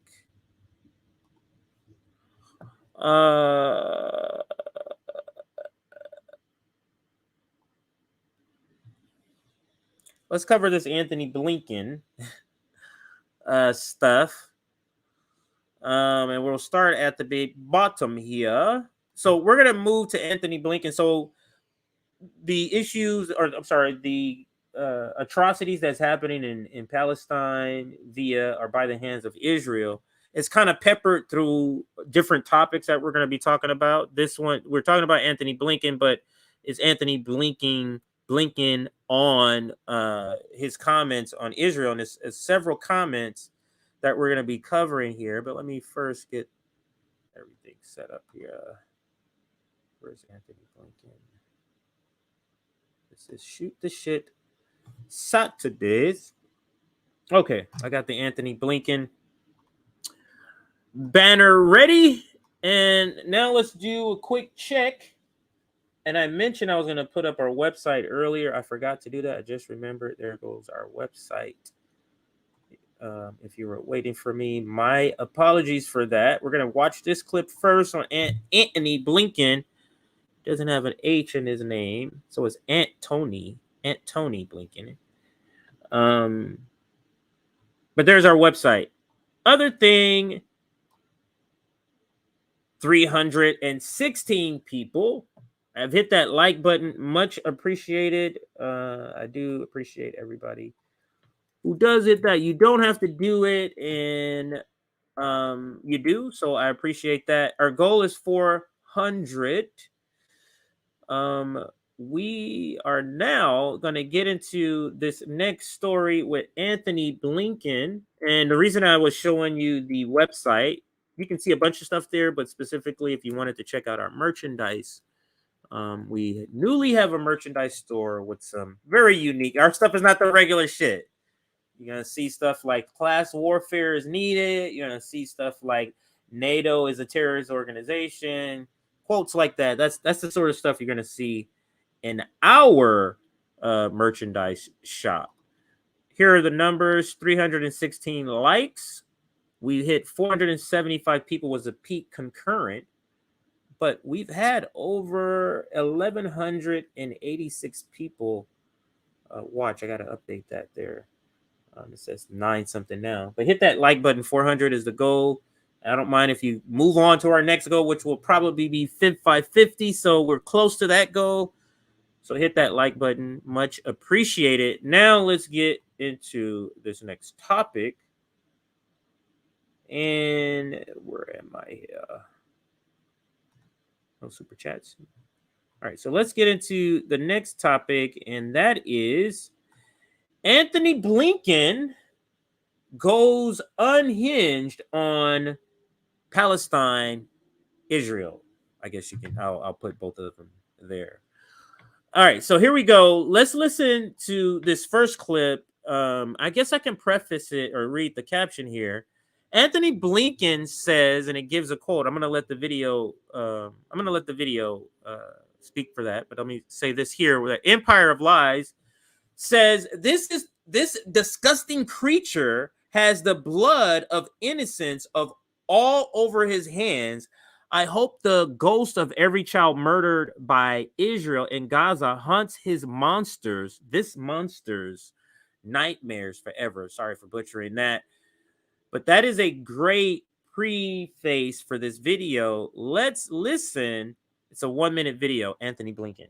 And of course, what separates Israel, the United States, and other democracies when it comes to incredibly difficult situations like this is our respect for international law and, as appropriate, the laws of war.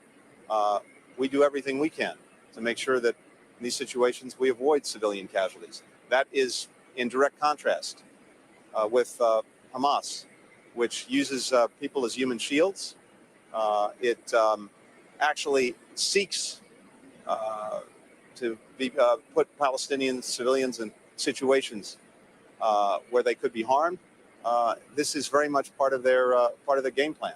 So we know that Israel will take all of the precautions that it can, just as we would. And again, that's what separates us from Hamas and terrorist groups that engage in the most heinous kind of activities.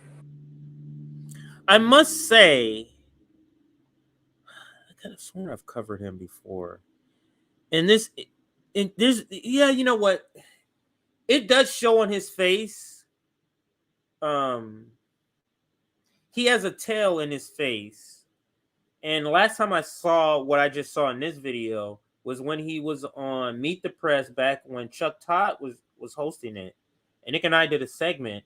And Chuck Todd was roasting him, not even trying to, just based on the question. And it looked, he had like a deer in the headlight. Look, this looks like that deer trying to explain the deer in the headlight. Look, it doesn't seem like. Let me play it again, and I'll give my analysis, and you'll see what I mean. And of course, what separates Israel, the United States, and other democracies when it comes to incredibly difficult situations like this is our respect for international law.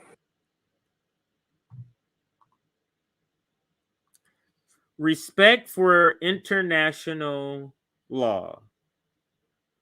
Didn't they use white phosphorus on Palestinians recently? Is that a war crime? What about shutting off water, food, electricity? What about collective punishment? Do any of those count? What about being on somebody else's native land, and that is Palestine? And as appropriate, the laws of war. We do everything we can. Yeah, I already addressed the laws of war. And then he says, we do everything we can. And that's the United States. Let's let him finish. To make sure that in these situations we avoid civilian casualties. That is in direct contrast. You do everything you can to avoid civilian casualties? Does that include blowing up whole buildings and hospitals? What Israel does? Taking out entire infrastructures? With Hamas, which uses people as human shields. This is projection here. This is projection. It actually seeks to put Palestinian civilians in situations. This is projection too. Where they could be harmed. This is very much part of their game plan. So we know that Israel will take all of the precautions that it can, just as we would. And again, that's what separates us from Hamas and terrorist groups that engage in the most heinous kind of activities. They say this shit with a straight face. Let's move on to the next thing he says here. To all of those people who spent days claiming, now this is a right-wing person saying this. So there's been some talk about $6 billion for some hostages and how Iran possibly, or this is what they're saying, Iran helped fund this attack by Hamas, and it was funded by Iran through this $6 billion, supposedly. That's what they're saying, or that's the conversation. So this is what he's addressing here after this attack. He's addressing the $6 billion. So let's listen to what Antony Blinken says here. With regard to the $6 billion, first, again, it's always worth repeating the facts because unfortunately the facts get lost along the way. The money that Iran accrued in bank accounts, in this case in South Korea, for the sale of its oil was done pursuant to an arrangement established by the previous administration.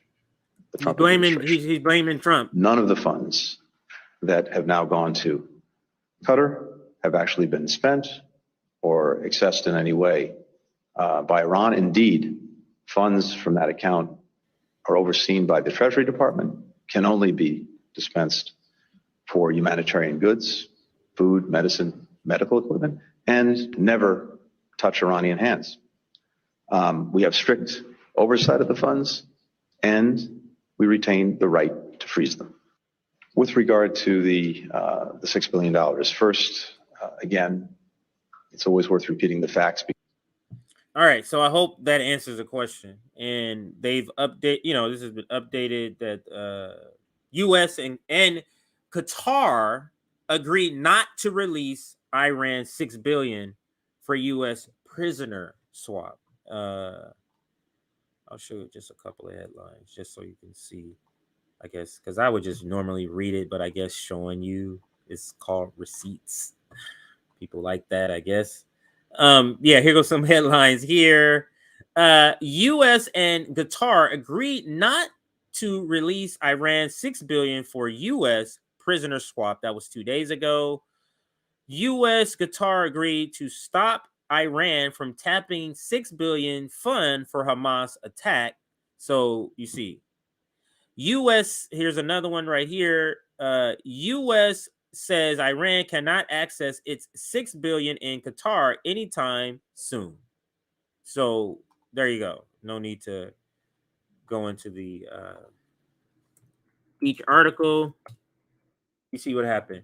All right, so let's continue with this Antony Blinken segment. Like I said, there's a couple of other videos, or there's several videos, I should say, that we're gonna be covering. Antony, he's been on a tour, pretty much, a speaking tour, trying to visit the allies and U.S. allies in the Middle East. And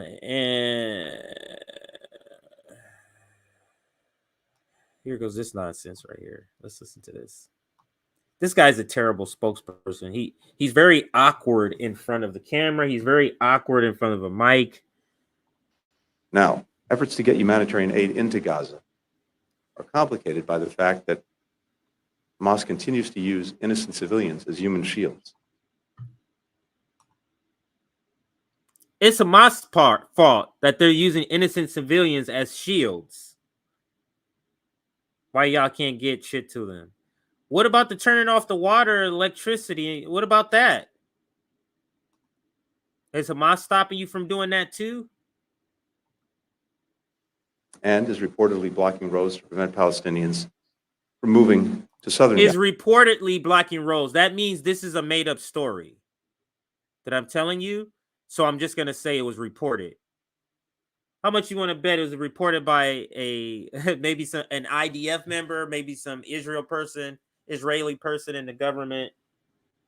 And that's what the United States does. They just take the lioness apartheid state of Israel's word for it. And I think they do it on purpose, knowing that they're lying to them. I think they do that. Let's let it continue. Gaza, out of harm's way. We know the humanitarian situation is urgent. We're actively engaged with partners, including Qatar, to get aid to those who need it. Now, efforts to get humanitarian aid into Gaza are complicated by the fact that Hamas continues to use innocent civilians as human shields.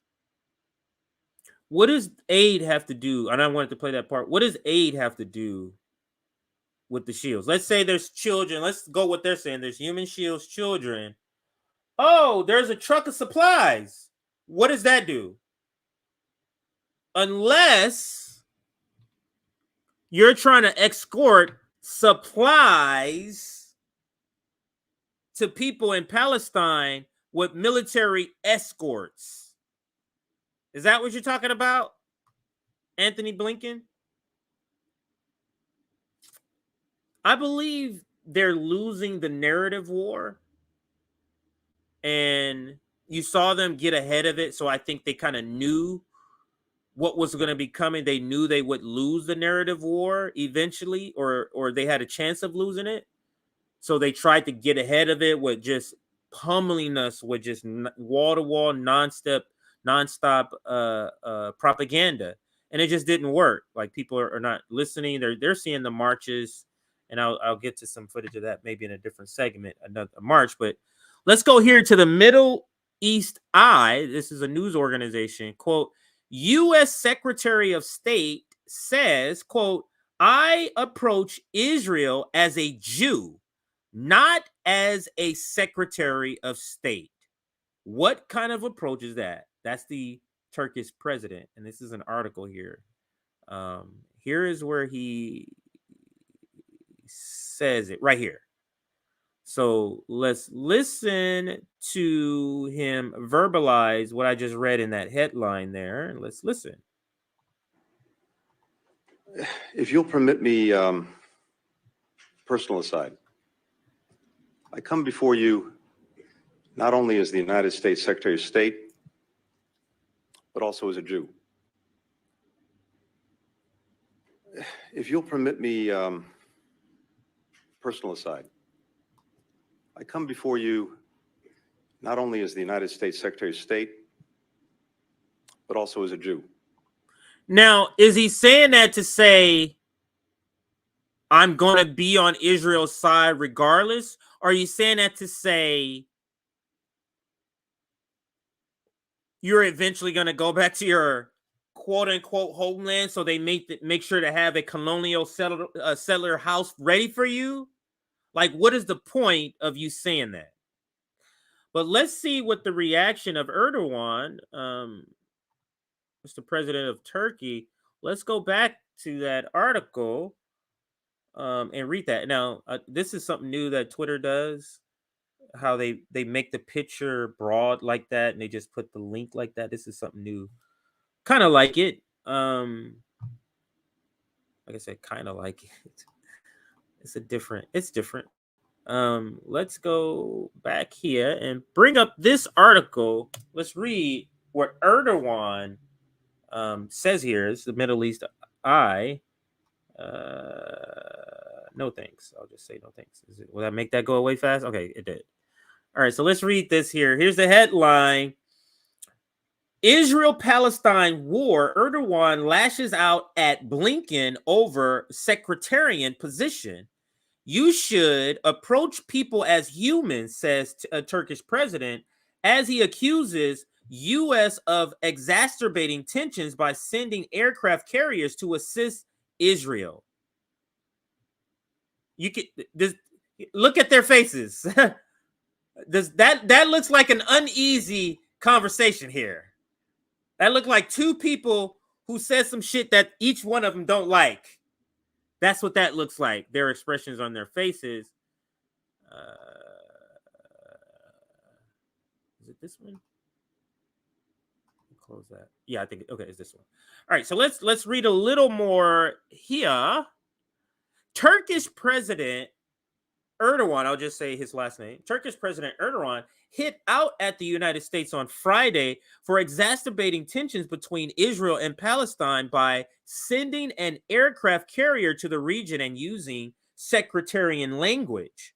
Quote, I see a pop-up. You don't see it. My computer is really messed up. I'm going to have a fundraiser soon for that. Quote, of course, the U.S. sending aircraft carriers to the region, unfortunately, does not contribute to peace or reduce tensions between the parties, end quote, Erdogan said during televised comments.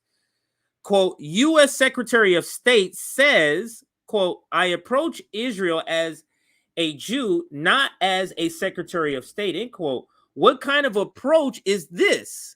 If in response, the people tell you that they would approach the region as Muslims, what would you say? You should approach people as humans. This is a quote from Erdogan I was reading. So Erdogan is not happy about that quote. I mean, I would not be happy about that too, because like I said, what does that mean? What does that translate into as the Secretary of State? How does you being a Jew in your relationship with Israel, what does that translate into with policy? Let's continue. Quote, U.S. Secretary of State. I'm sorry, I read that part. I should have scrolled down. Let's continue. The Turkish president said that cutting off the electricity, water, fuel, and food of 2 million people squeezed into 360 square kilometers in Gaza was a violation by Israel of the most basic human rights. Quote, wholesale punishment of the people of Gaza will only exacerbate the problem and cause more pain, more tension, and more tears, Erdogan said. And that's why you get that expression. After reading that, it kind of explains the expression, at least to me. And now let's go back to Twitter here. And see, I think I might have 2 more receipts for this segment. Then we're gonna move on here. If I can get it to, yeah, 2 more. No, that's the one I'm gonna show in just a second. No, I do have some more. All right, so let's show you a couple of other receipts here. We read the article. Now let's hear Erdogan speak. Now you're gonna have to read the caption because of course he's not speaking in English. But this is where he said the part in the article we just read. So let's listen. Özellikle bir konuyu. Wait on a second here. I'll mute it and I'll just read since they have the whole words there. I'll let it play. Turkish President Erdogan, I particularly need to express one point, and that is Gaza is currently oppressed and a victim, but Israel is not a victim. Wait, is that all he says here? Oh, no, it's going to be more.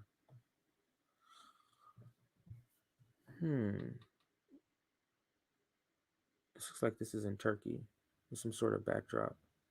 Oh, wow.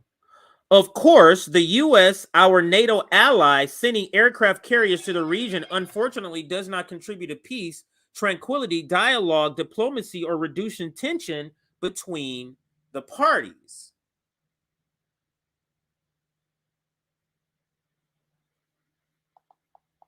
That's JB. I'll tell you guys what he says after this segment here.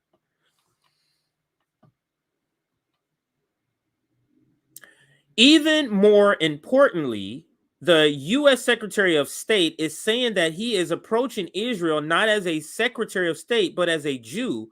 What kind of politician is this? What kind of approach is this? The same question that I had for that.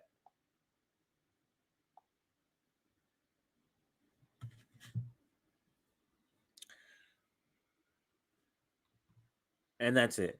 JB said there was at least 1,000 people at the Orlando Free Palestinian March. So that's the text that I got.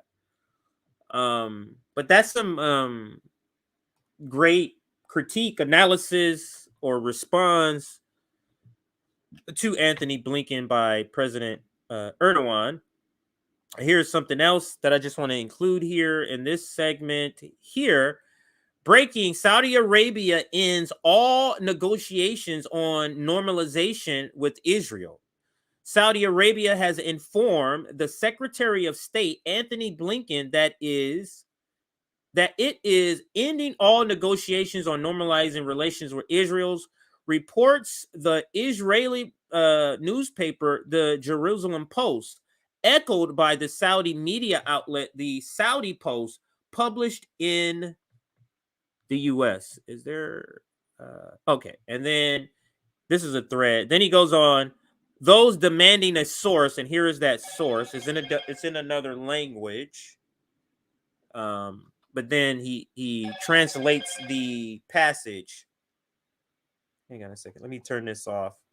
We're gonna start talking about the chapter and how everything went well. So they're going to be they're going to be talking back and forth, the members. But here's a quote from that article, the translation. Riyadh indicated in a letter addressed to Biden administration that, quote, the extreme nature of the right-wing Israeli government undermines any possibility of reproach with the Palestinians and therefore with the Saudis. This isn't some fake news. MBS has ended all negotiations for normalization, and this is a tweet from the Saudi Post. So there you go. All right, let's go to my next receipt here for this segment. Oops, gotta go back. I don't need to read it. Here's the Associated Press. Iran's foreign prime minister has called on Israel to stop its attacks on Gaza, warning that the war might expand to other parts of the Middle East if Hezbollah joins the battle. So this could grow exponentially. And let's listen to this. This is Richard Medhurst. We're not going to listen to all of it. We're just listening to a little bit of his reporting here. Let's listen. There's a Reuters journalist, Issam Abdullah, that was just killed in South Lebanon by Israel. Okay. And they fired a shell at a group of journalists, just like they killed Shireen Abu Akleh. And Reuters don't even mention who killed him because they're too afraid of upsetting Israel. This guy I hear a weird sound on that recording. Let me see if hear that sound on any different recording. So there's journalists that are being killed, or there has been journalists that have been killed, and that's where some of this other part that we go into here. Okay, here we go. If the video doesn't play out, I can just read what it says. Israel keep saying they're fighting Hamas so far, and then he lists here, killed 10 journalists, killed 2,000 people in Gaza. Most were women and children, ordered people to evacuate, then slaughtered them. I'm starting to think Israel's right to defend itself is an excuse to commit war crimes. And then, so that's essentially what he says in the video. And for whatever reason, the sound on it plays some sort of scratching sound in my ear. I don't know if all of you can hear it. Here's another some more information here. Dan Cohen goes on to say, actually, let me read the tweet that he quotes first. Tributes have been pouring in for Isma Abdullah, a video journalist for the Reuters news agency who was killed in southern Lebanon. He died on Friday amid escalating violence among the country's border with Israel. And then Dan Cohen, who we just had on the show earlier this week, was it Monday? There is an unspoken rule in Western media that when Israel murders a journalist, they have to pretend they don't know who did it. So, and that's in this thing here, you can, in this article here, there he's referring to. That's Dan. So let's continue. Here's Abby Martin. Israel has targeted and killed over 10 journalists clearly marked press in the last week. How many countries can commit egregious war crimes like this with complete immunity? And it says a video capturing the moment a journalist was killed and several others were injured after journalists were targeted. I'm not gonna. Let me see here.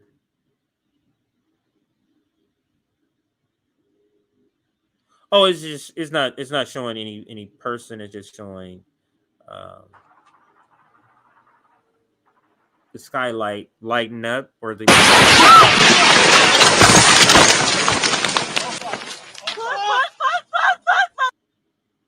Okay. What happened? What happened?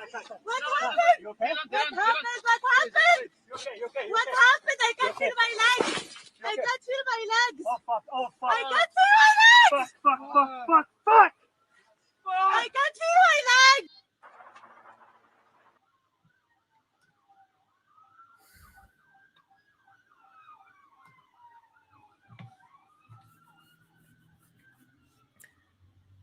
Like the reason they had to come out with all of this wall-to-wall coverage, calling Hamas terrorists, calling all of this, saying all this stuff because they knew the atrocities that was on the horizon. So they had to attempt to balance it out by saying all this shit, this nonsense from a completely oppressor perspective. It's because of this kind of brutality that you're seeing with this journalist here. And then that was a video for you to hear the audio, less about what you're seeing.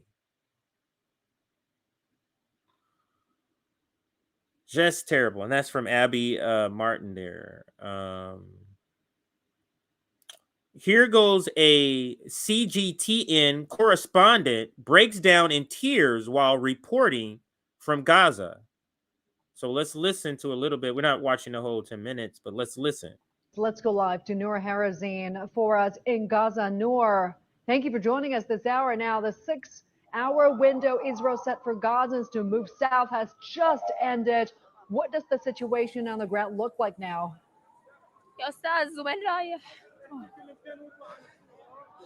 Well, I am standing in Shuhada Al-Aqsa Hospital, which is located in Deir al-Balah in southern Gaza. And this is where basically the Israeli military asked Gazans to evacuate.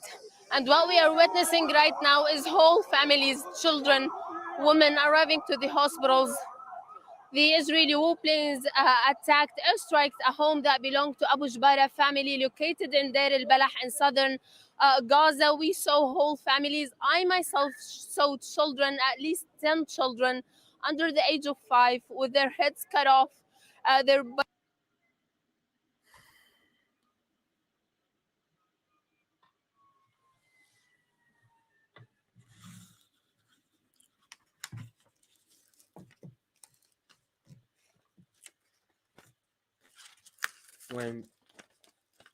When people say Palestine is a what's the phrasing they use? Is a don't be a single issue voter. Is this a single issue? Would you call what she just described as a single issue?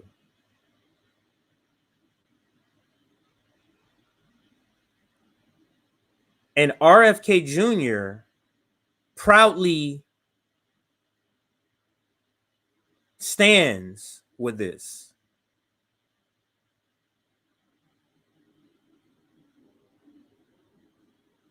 You have to really talk yourself into some nonsense to support somebody who supports this.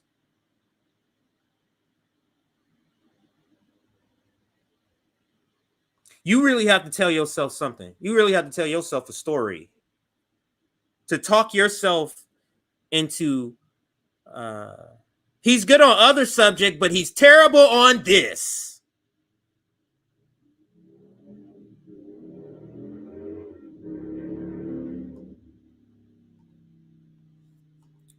I couldn't do it, and I can't watch the rest of this. I can't watch the rest of this stuff.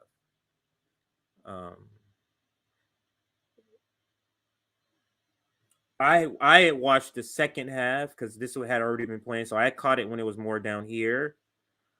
But this is just this is not something I can watch right now. This says, Dan, this is another one from Dan. Israeli military is calling journalists in Gaza to threaten their lives.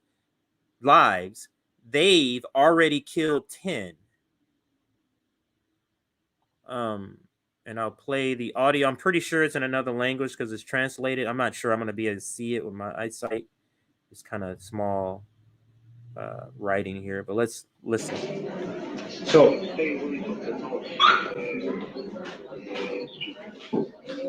I will stay away from the north of the Strip. Why?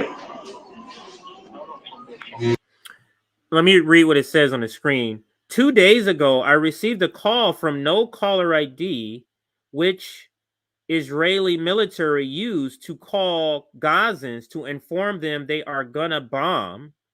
He started talking about my footage and then talked carefully. I'm not about my activities and the areas I visit and my cover. I'm not sure if he's from the Israeli military or the extreme right, but he really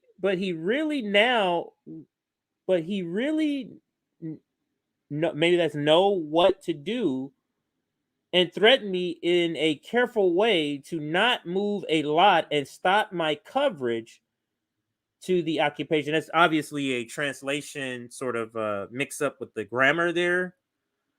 But this is one of the calls he's listening to.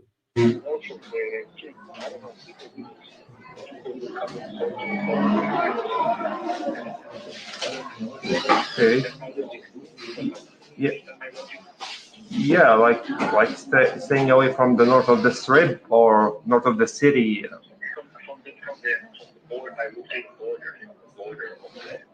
No, I never went to the border. I never went to the area. I never went to the north.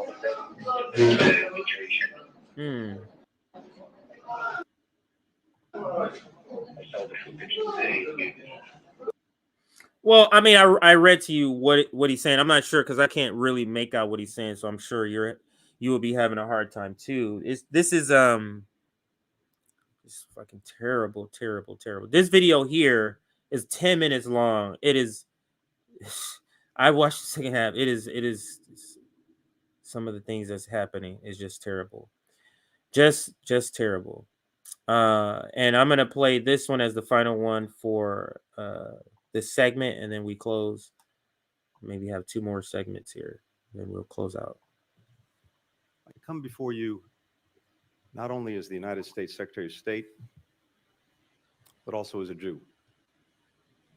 My grandfather, Maurice Blinken, fled pogroms in Russia. My stepfather, Samuel Pizarro, survived concentration camps, Auschwitz, Dachau, Majdanek.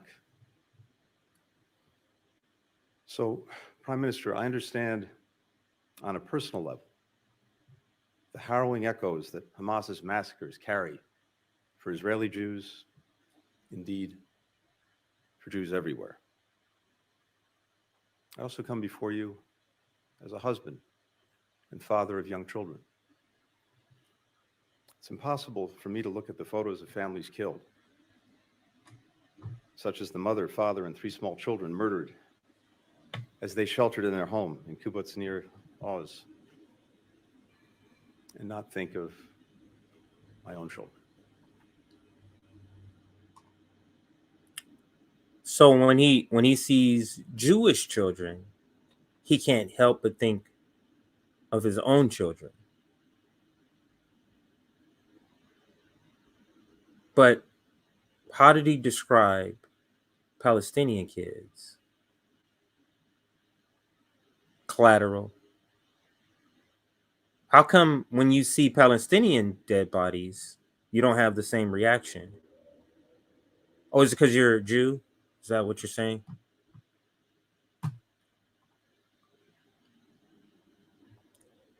I don't get this pull of Israel. I don't get this. But This was just one of Hamas's countless acts of terror. In a litany of brutality and inhumanity that, yes, brings to mind the worst of ISIS. Babies slaughtered, bodies desecrated. baby slaughter. We just watched a news reporter not even be able to get through her segment because she said, I with my own eyes saw 10 babies under 5.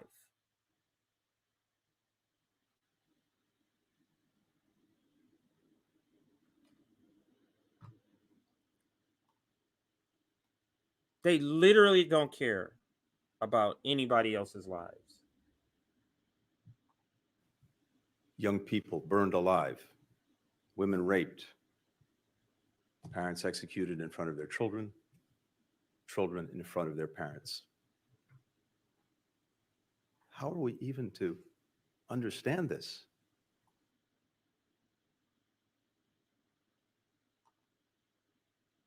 Look at that face.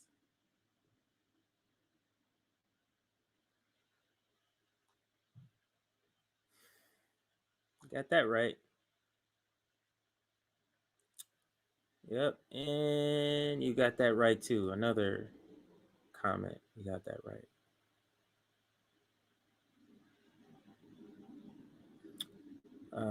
Man, I gotta pause here because it's hard to digest this nonsense. To digest Gotta this, keep pausing. This must be a moment for moral clarity. The failure to unambiguously condemn terrorism puts at risk not only people in Israel, but people everywhere. It's amazing. It's the audacity of it. It's the just the no shame of what they're doing and how they're projecting, and most of what they're saying that Palestine is doing or are doing. That's literally what they're doing. That's literally exactly what they're doing. Let's get to the next one here. That's very quick. I guess I can do a couple quick ones because this is a very quick one. I think he doesn't even talk for 30 seconds here. But let's go to Georgie Bush here. Georgie Bush. And I'm going to start with the original. And it's 41 seconds. I thought it was 30, but it's 41 seconds here. Look like he's on his last leg. He about ready to call it. He about ready to go fishing. Something. Like, I ain't trying to be here, guys. Let's put that up. Let's put the right caption up. Let's get this next. this next one going. Let's see here. This is George Bush. Do I have a George Bush? I guess I don't. So let's do. Oh, no, I do. It starts with Warmonger. I was looking for G. Here we go. We're now moving to a segment. I'm trying to do this. I have a. What is it? Hypocrisy Corner segment, like a name of a segment. And I now have a Warmonger Spotlight. I think I've had Obama on as the first person I did as a Warmonger Spotlight. I think it was Obama. But yeah, this is where we're gonna start for Aaron. Like to make sure I have the banners up because they do. I mean, if you edit anything like I do, Aaron, when you extract videos, like the banners help me to just not have to listen to everything. I can just move. Oh, the banner ends in. That's when the title changes. That must be when the segment stops and starts. That's kind of how I look at it. We are at 396 likes. 396 likes. So we've hit our target of 400. And now on to our next target, 550. I think I mentioned it earlier. We've had over 1,500 people at some point today make their way to watch this stream, and it's 15:32 to be exact. And let me put those numbers up here for everybody to see. So we're at 400 likes. Hit that like button. Let's get to 550, which is easy to do because we've had over 1,500 people come through at some point and watch our stream. Hit that like button. Thank you so much. Don't forget our website. And then I want to apologize. We finally have some help with our emails. So our emails are going to get better. Our emailing is going to get better. Here's our email address. So there was a lot of people who wanted to be podcast hosts when we put out that, and then just me not being good at organizing administrative stuff that fell through the crack. But now we're back on it, so we're going to be reaching back out to those people who were interested in being some guest host on RBN. Or if you're interested, I guess you can email us too. If you are interested, and we'll send you the questionnaire. Also on our website, you can check out our merchandise store. Lots of great merchandise. Maybe in the next break, I'll show you what that is, what some of our merchandise is. But now let's get into this segment. This one is the Warmonger, and this is a Warmonger Spotlight segment. Let's listen to George W. Bush talk about what's happening over in Palestine via apartheid Israel, genocidal Israel. It's going to be chaotic, and it's going to be, look, it's a democracy, and in a democracy, the people's voices matter, and there's going to be a weariness. You watch, the world's going to be, okay, let's negotiate. You know, Israel's got to negotiate. They're not going to negotiate. These people have played their cards. They want to kill as many Israelis as they can, and negotiating with killers is not an option for the elected government of Israel. And so we're just going to have to remain steadfast. Let's rewind that and analyze what he's saying. It's going to be chaotic, and it's going to be, look, it's a democracy, and in a democracy, the people's voices matter, and there's going to be a weariness. You watch, the world's going to be, okay, let's negotiate. It's almost like he's no, I'm not going to say it that way. What he's saying is we're already seeing it now. We're already seeing people, because of all of the images that are coming out of Palestine, out of Gaza, we're already seeing government say, okay, now it's time to fix this. And what he's describing is there's going to be a wariness where people are going to start to say, hey, this is too much. And he's saying, and he's almost saying out loud, well, this is the democracy. It matters what people can't say, right? Then he goes on to proceed to say how what you have to say doesn't matter. you can't negotiate with Hamas. You can't, you get what I'm saying? The person who's the intruder who's in the house, why would the intruder want to negotiate with the homeowner? The homeowner is just going to say the negotiation is you get the hell out of my house. So it's almost like, not almost, they can't negotiate with Hamas. They have to make this idea that it can't be any sort of negotiation. Because the negotiation, why wouldn't it start with you? This one isn't Israel, this is Palestine, and you get the fuck out of my house. But what he's saying is, yeah, this is a democracy, but we're not going to be doing that. You can't negotiate with these terrorists. You know, Israel's got to negotiate. They're not going to negotiate. These people have played their cards. They want to kill as many Israelis as they can. And these people have played their cards. I'm not going to say that. I won't say that. Negotiating with killers is not an option for the elected government of Israel. And so we're just going to have to remain steadfast. But it's not going to take long for negotiating with killers is not an option. It's gone on too long. Surely there's a way to settle this through negotiations. Both sides are guilty. My view is one side is guilty, and it's not Israel. It's going to be chaotic.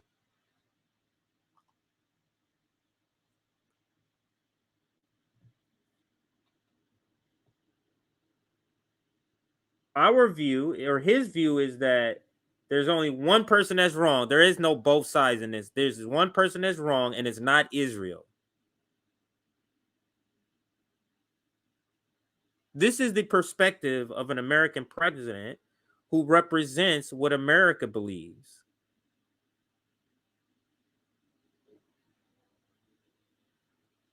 Why would a country who did this exact same colonial project back in the 1500s, 1600s, why would they have any different opinion now? Any acknowledgement, any sort of pushback about what Israel's doing is a self-reflection, is a critique on itself, is a critique on the United States. So it's almost like no U.S. elected person is ever going to take that avenue. And now it could be, I'm not going to say it that way. They're never going to take that position. They're always going to have this position of George Bush here. I don't think there's any reaction, much reaction. Let me see if there's any. Actually, there is. My bad. I do have some reaction here. What's up, babe? How was the bike ride? Good. We didn't do bike riding. We just went to the park. Oh, right on. You want a hamburger or a hot dog? Are you about to eat lunch or something? Yeah, I'm making lunch. Oh, hamburger, hot dog. What should I have? Both. Okay. That sounds about right. You know me. You know me. All right, so let's get to some of these other receipts here. I'm sorry, shoot the shit Saturdays. This is how it is. Of course, the Caitlin Johnstone with her analysis, literally the very last person on earth anyone should be asking what a government should do after such an attack. Absolutely dead last, 8 billionth out of the 8 billionth person. The fact that his opinion is being sought at all shows Western civilization is deeply diseased. And that is a spot-on analysis. Let's see if she goes on with her analysis. She does not. Let's go on to some other reaction to this George Bush. I like this one. I think this is Caitlin too. Look at that meme. Look at that meme. That's all the shoes, I guess, thrown at him. It says, what should have happened? That's a bunch of shoes thrown at him. That's pretty funny. And here's low key. It's the same video. Let me see if he goes into more into his thread here. He does not. But this is he does get it from Mint Press. Let's see what Mint Press caption is on here. Oh, and it's just a quote, so it's not anything else. I was seeing if there was any sort of opinion added to it, but it's not, and we've seen that. So let's, for the sake of time, I don't want to play that again. And then you see even Nina Turner chiming in saying, you know who we shouldn't be asking an opinion on the Middle East from? George W. Bush.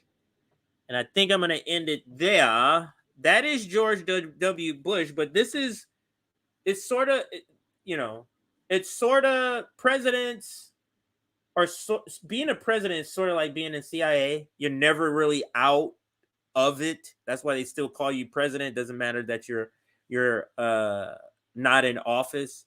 And then the apparatus, the governing apparatus, the media apparatus still look at these old, quite often warmongering ghouls as some sort of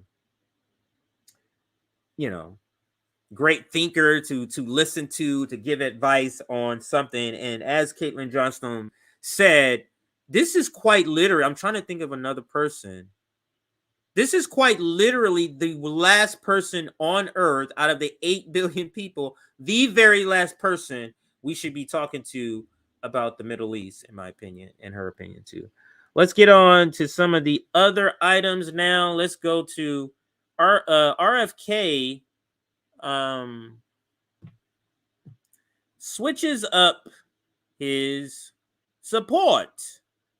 And since she quotes the same thing I have saved, I'll start with this one.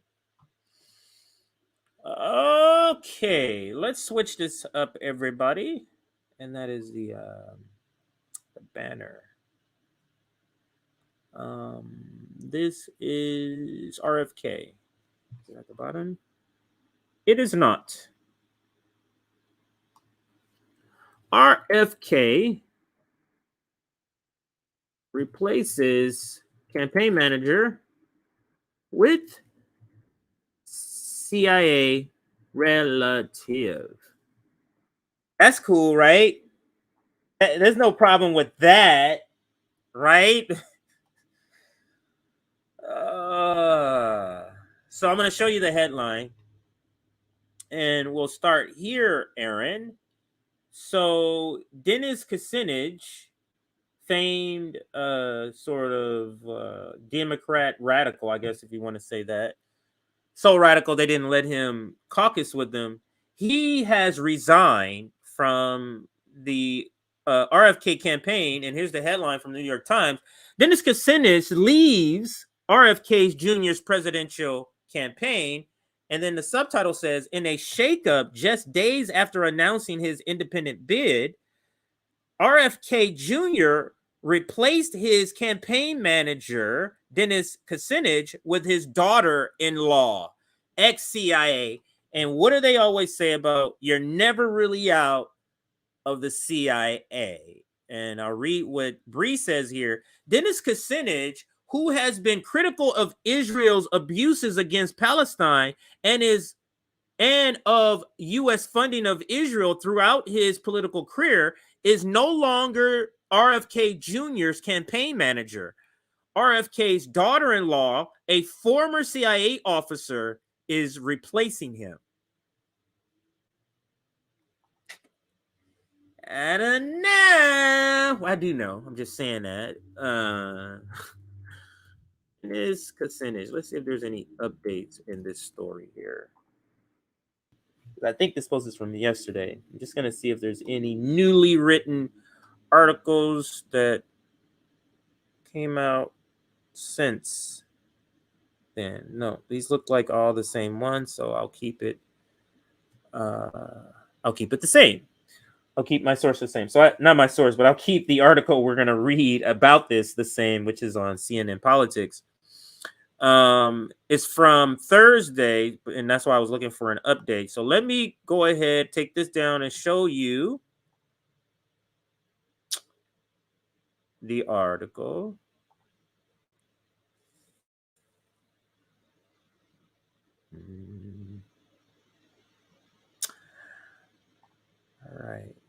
So my computer moves slow, everybody, because I have an old computer. It's like 10 years old. All right, so here is the article on CNN Politics. RFK Jr. picks former... Hang on a second here. This is the wrong one that I selected here. Oops. 1 second, everybody. Let me change this, sort this by date. There we go. It was a CNN. I don't want to have to scroll down. Let's just pick whichever one is here. That's the New York Times, but I believe I am priced out of that. Let's try it. Is it a new month? Maybe I'm not. Maybe I'm not. Let's see. You'll see the headline quickly, and then if I'm priced out, you'll be able to see the headline at least. There you go. Dennis Kucinich leaves RFK, and then that's his wife, I believe. Oh, all right. Will it let me? Oh, wow. It's going to let me read it. All right. So I will be able to read a little bit of it. Dennis J. Kucinich left his post as the presidential manager for RFK Jr. and was replaced by Mr. Kennedy's daughter-in-law, a political neophyte, best known for a memoir about her tenure in the CIA. Now, remember the whole reason why Cornel West picked Peter Daou was because they needed somebody with campaign experience, being experienced. This, I guess, RFK doesn't follow that same sort of math. CIA person doesn't have any campaign managing experience. The campaign shakeup comes at a moment of renewed scrutiny of Mr. Kennedy's campaign. The political scion of one of the most influential families in contemporary American politics announced on Monday that he would be ending his Democratic primary challenge to President Biden and would continue his campaign as an independent candidate. Mr. Kucinich's departure came as a surprise even to Mr. Kennedy's press secretary, who was informed of it on Friday afternoon by a New York Times reporter. Wow, didn't know it ahead of time. In a subsequent news release, Mr. Kennedy said his campaign had benefited enormously from the political experience of Dennis Kucinich. Mr. Kucinich was not quoted in the press release. Mr. Kennedy's new campaign manager is Amaryllis, I think that's how you say it, Amaryllis Fox Kennedy, a former CIA agent, memorist, I think that's memoirs, you write memoirs, memorist, and documentarian who in 2018 married Mr. Kennedy's son, Robert F. Kennedy III. And there you go. Wow, I was able to read an entire article on the New York Times, but that means I've used up one of my articles, so I guess it was worth it, right? Let's go back to Twitter and go back to a couple of more receipts here, and we're winding down to the last segment or two of the show. Here we go. Now let's go to some more. I think I have more reaction is what I wanted to go to. So we got, oh, here goes. So let's go to Sabby. Here goes Sabby saying, RFK Jr. just replaced Kucinich with his daughter-in-law, who's former CIA.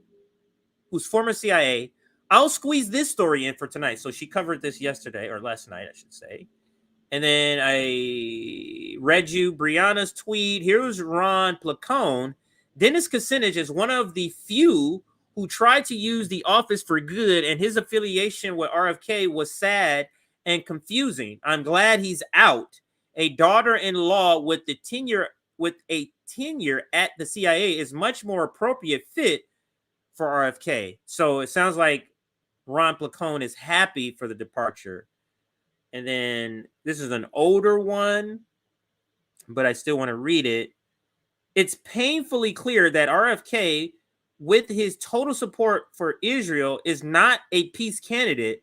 His own campaign manager, Dennis Kucinich, once called for Israel's Israeli leaders to be taken to the International Criminal Court for their continuous attacks on Gaza.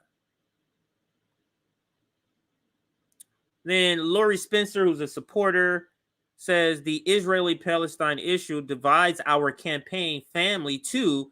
Very sad to see Dennis Kucinich resigning as campaign manager. And that's Lori.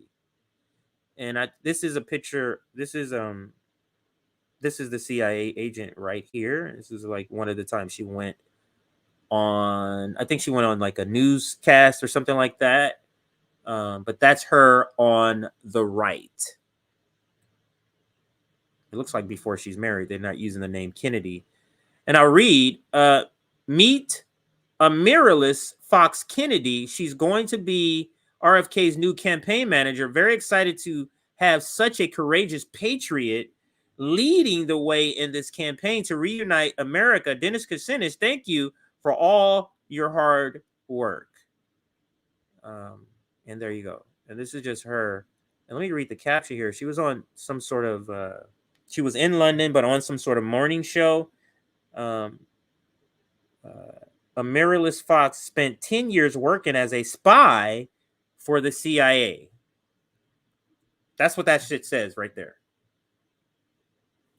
And she's now running the independent campaign of RFK Jr. You can't make this up. You can't write this. No Hollywood writer would write this. It's too unbelievable, but there you go. Let's end it there. Let's see. I covered that.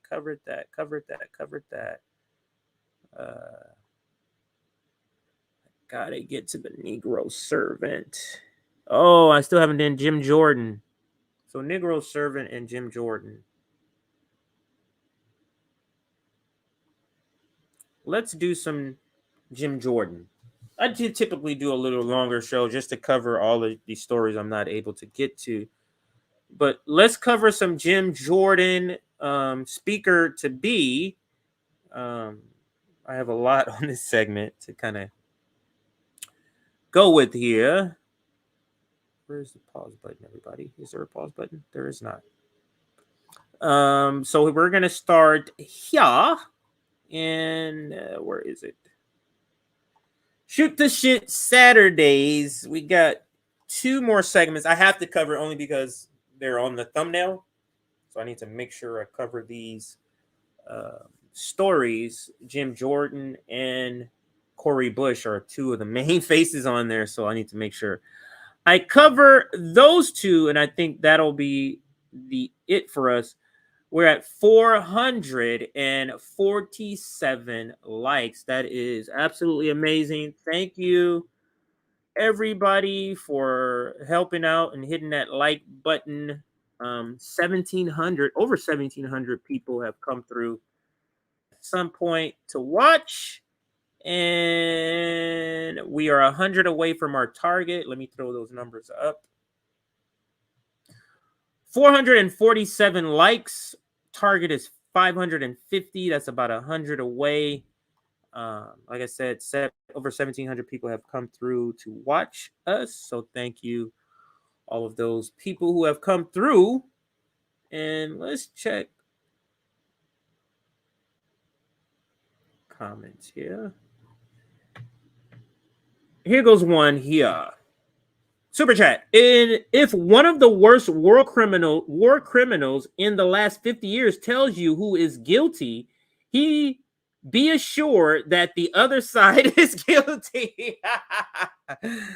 Goody Weaver, thank you for that super chat. That is pretty funny and spot on. Thank you for that. Yes, smash it, hit the like button, whatever you want to label it. Do that. I see that comment there.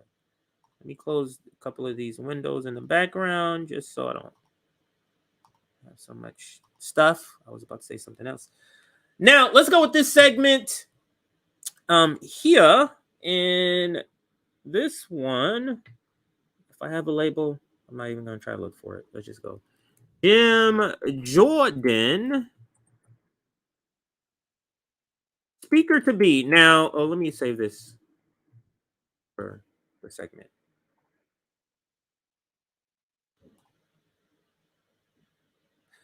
Aaron, you can start it here. And let's talk about Jim Jordan, possible speaker to be. And you can see, I could hear a lot in the coverage how much the anchor does not want Jim Jordan.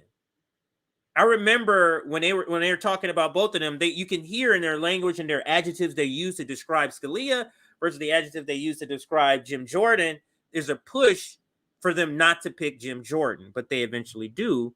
So let's listen here. It's important just for the world to show that our democracy is working, that it's thriving. I think what Matt Gaetz and these 7 nihilists did was a total disgrace. 4% of the conference overturned the will of 96% of the conference to fire a speaker for what? Doing his job. If Matt Gaetz had his way, we would be not only in a dysfunctional Congress right now, but we'd be in a government shutdown. So I think it's disgraceful what these people did. No, so I'll let you take it from there. So Paul Ryan. Now we have to understand, Paul Ryan left for precisely people like this. Paul Ryan is an institutionalist. So let's listen to what Matt Gaetz have to say about Ryan actually threw me off the budget committee when he was speaker because I had the audacity to want a budget that balanced. I was for the Trump tax cuts, but I do not believe that we should have been deficit spending for those tax cuts. I believed in reductions in federal spending to offset those tax cuts. Paul Ryan didn't agree with that, and so he literally threw me off the budget committee for wanting a balanced budget. Paul Ryan also was a failed speaker in a lot of ways and probably has great empathy and great connection to Kevin McCarthy, and that they share that commonality. But certainly what we've tried to do hasn't been a path to government shutdowns. I just believe in single subject spending bills.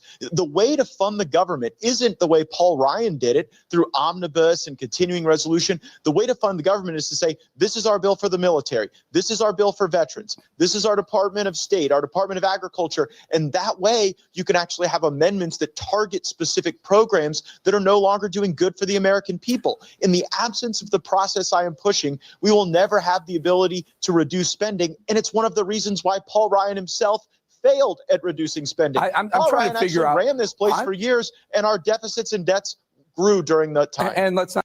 So I'm not watching the whole video. I just wanted you to hear that part because this is ramping up to Jim Jordan here.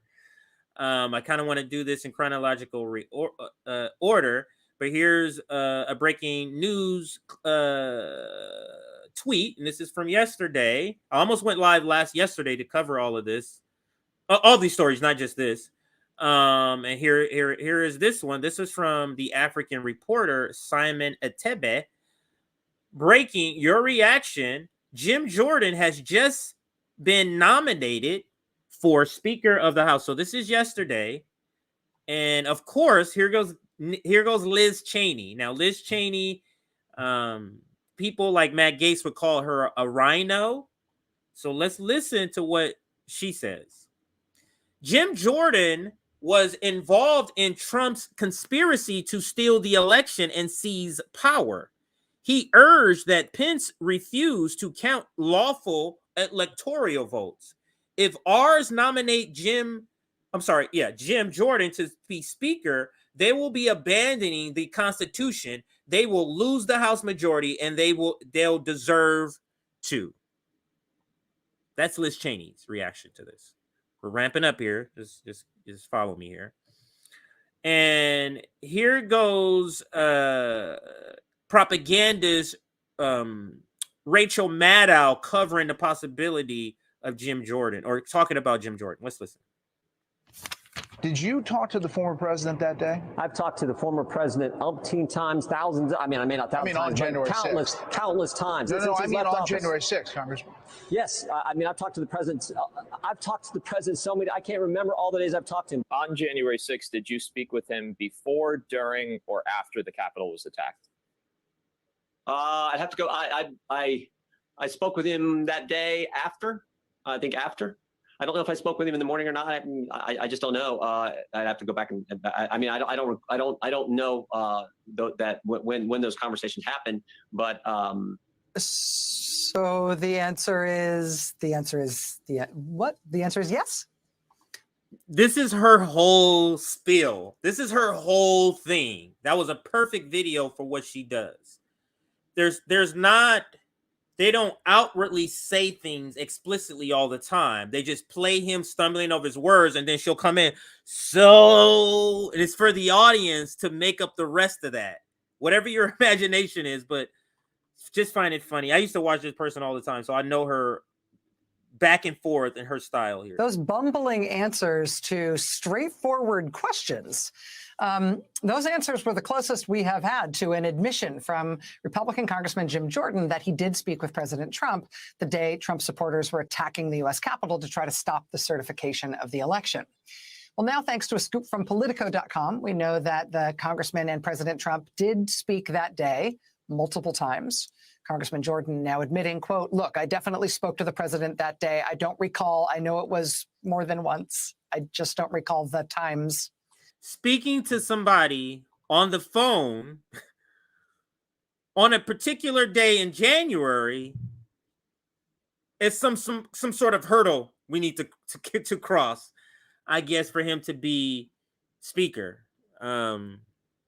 This, like, the people who are pushing this only works for the people who watch Rachel Maddow. I'm going to come back to that one. This is how the conservatives view Liz Cheney chiming in.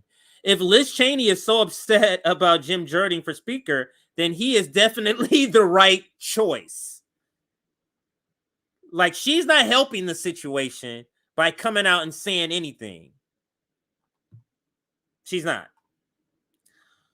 And she says it there. I'm going to play that one in just a second. Okay, there. I was making sure I had the other one. So let's listen to what she says about Jim Jordan. Then I have some other videos on Jim Jordan. Jim Jordan knew more about what Donald Trump had planned for January 6th than any other member of the House of Representatives. Jim Jordan was involved, was part of the conspiracy in which Donald Trump was engaged as he attempted to overturn the election.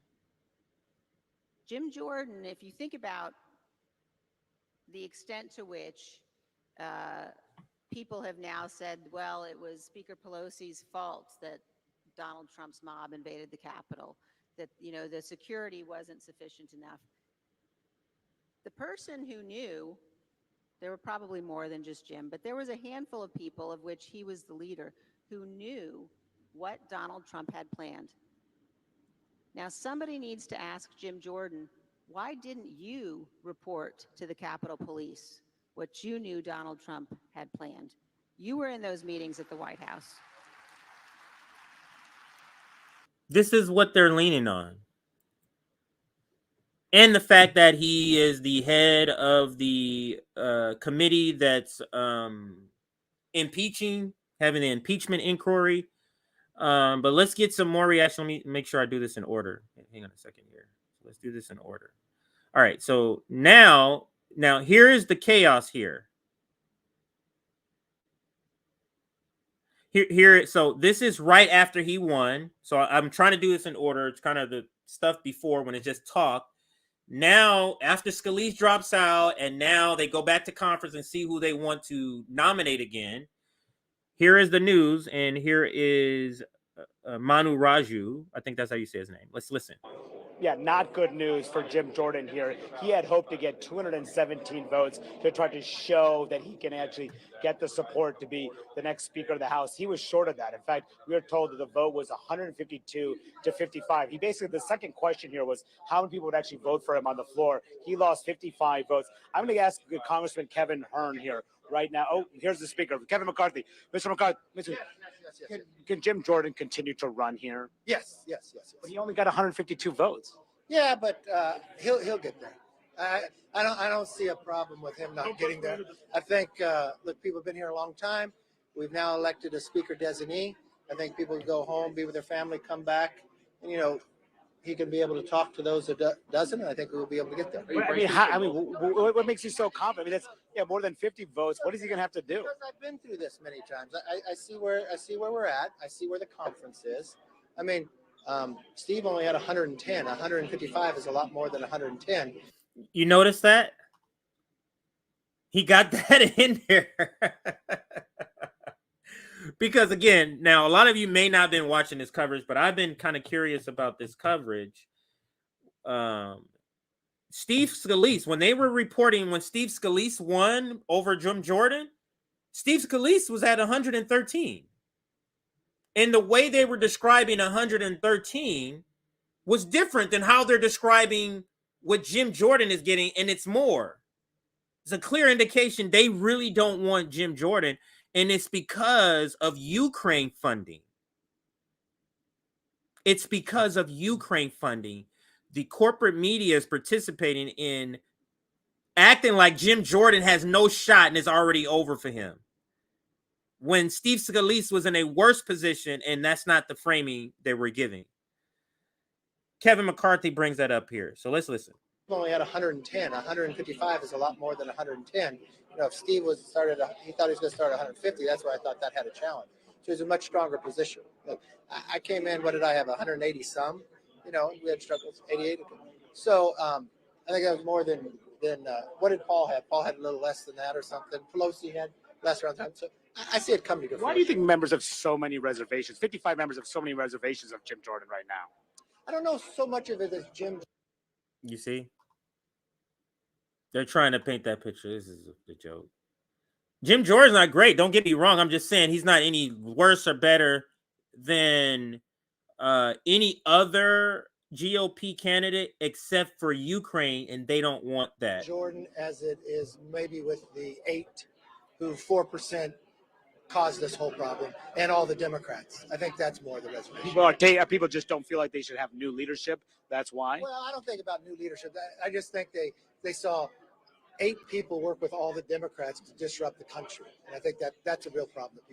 How do you get past that? How do you get past that? I mean, it's not easy. I mean, it's a tough job. Will you be making 55 members vote for Jordan on the floor, or would you be?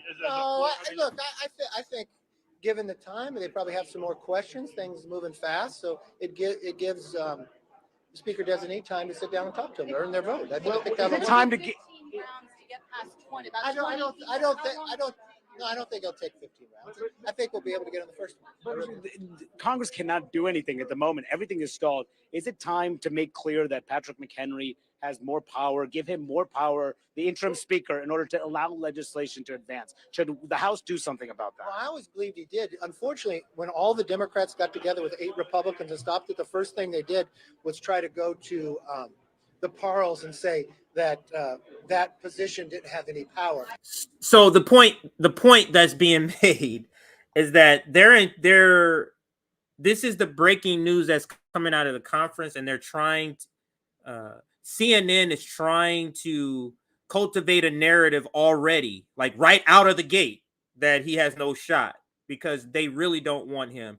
Here's another person, part of the establishment, but he plays the outside game where I'm just a regular guy who likes, who's a little bit left, and I pretend to be a lefty until shit hits the fan. Here goes Robert Wright, says, it's no secret why Jim Jordan is Trump's pick for House Speaker. He actively conspired with Trump to steal the election. If Republicans elevate Jordan to Speaker, they will be fully endorsing Trump's assault on our republic. Here goes a Liz Cheney Democrat right here.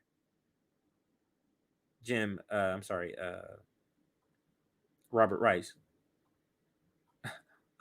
That's a meme. All right, so let's go to the next pod. I showed you that one. And then, this one here, I'll show you. This is Marjorie Taylor Greene. This is when I believe Steve Scalise was still in the race, but it was seen that he was not, like, they had a conference. It didn't come out good. He hadn't made the announcement, but they had already a conference where he knew, he already told them, I believe, that was it. So let's listen to this. It's very short. I'm not supporting Steve Scalise. I'll be voting for Jim Jordan. And why is that? Well, Jim Jordan presented a strong plan for us, a detailed plan on how to move forward. We didn't hear that plan from Steve Scalise. It was more vague answers. But there's another situation that's very personal to me. You know, I lost my father in 2021 to cancer. And unfortunately, Steve is going through a cancer battle of his own. And, you know, I like Steve Scalise a lot, and I like him so much. I would like to see him put his full efforts into defeating that. I'm not supporting Steve Scalise. I'll be voting. Let's see if there's one more here.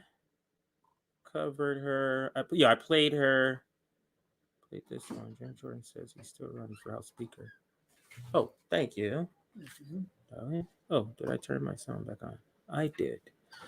So I can play you him. I can play you Steve Scalise saying that he's not running anymore. Let's play that part and get the full context here. Representative Jim Jordan says he's still running for Speaker of the House. Yeah. This comes one day after House Majority Leader Steve Scalise bowed out of the race after being unable to secure the votes needed for the position. It's unclear whether Jordan will be able to secure the nomination for Speaker.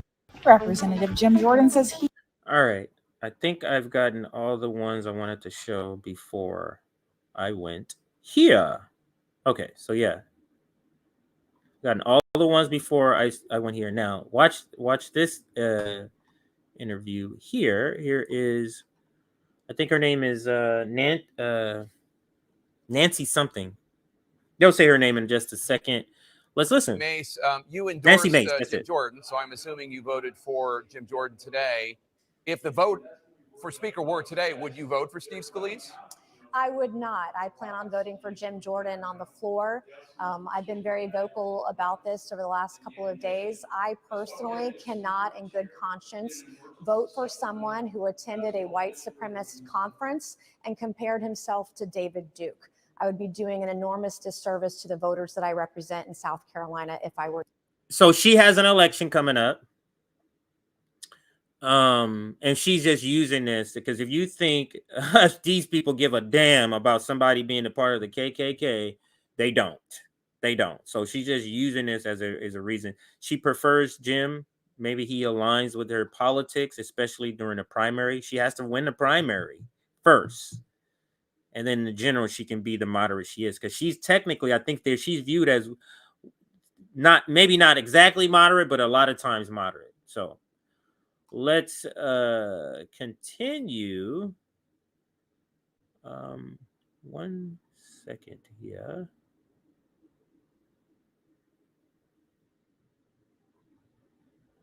Wanted to get one more thing. I don't want to tip you off before I actually play it, before I actually show it. So let me check something out here.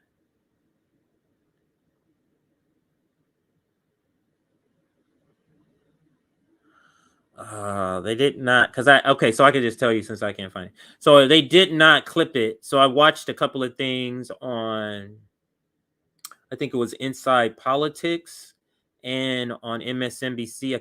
But they didn't clip their deranged segment about him. And I wasn't going to go back and watch all of that. But I do have one last clip to show you. It's not the one that I was going to originally show you, but this one here, just to kind of sum up, because I do like to include a little bit of corporate media in this network media. This is cable that we're watching, I should say network. So like a CBS, like an ABC and NBC.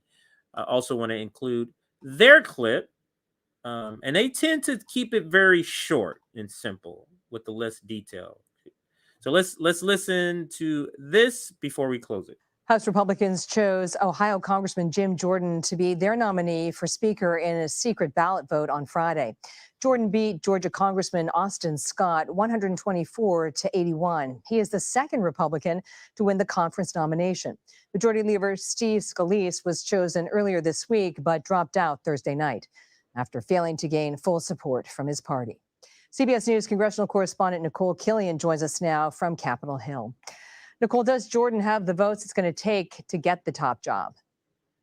Well, that's really the question for anyone who tries to get the gavel. I mean, obviously, if Jordan had the votes, we would have seen perhaps a vote on the House floor tonight, but instead he is going to use this time to take the weekend to try to shore up support. I mean, as you mentioned, that tally, at least on the first ballot, was 124 to 81. He picked up some more votes in the second ballot, but he's still more than 50 votes short of what he needs. So the hope is that he can kind of get people to coalesce around him, make calls, reach out to members, but there are still a significant number who aren't willing to back him. In fact, just late this evening, Congresswoman Victoria Spartz of Indiana said she's actually rescinding her support for Jim Jordan. So those are the kinds of hurdles he's going to have to face going into next week if he wants to clinch the gavel.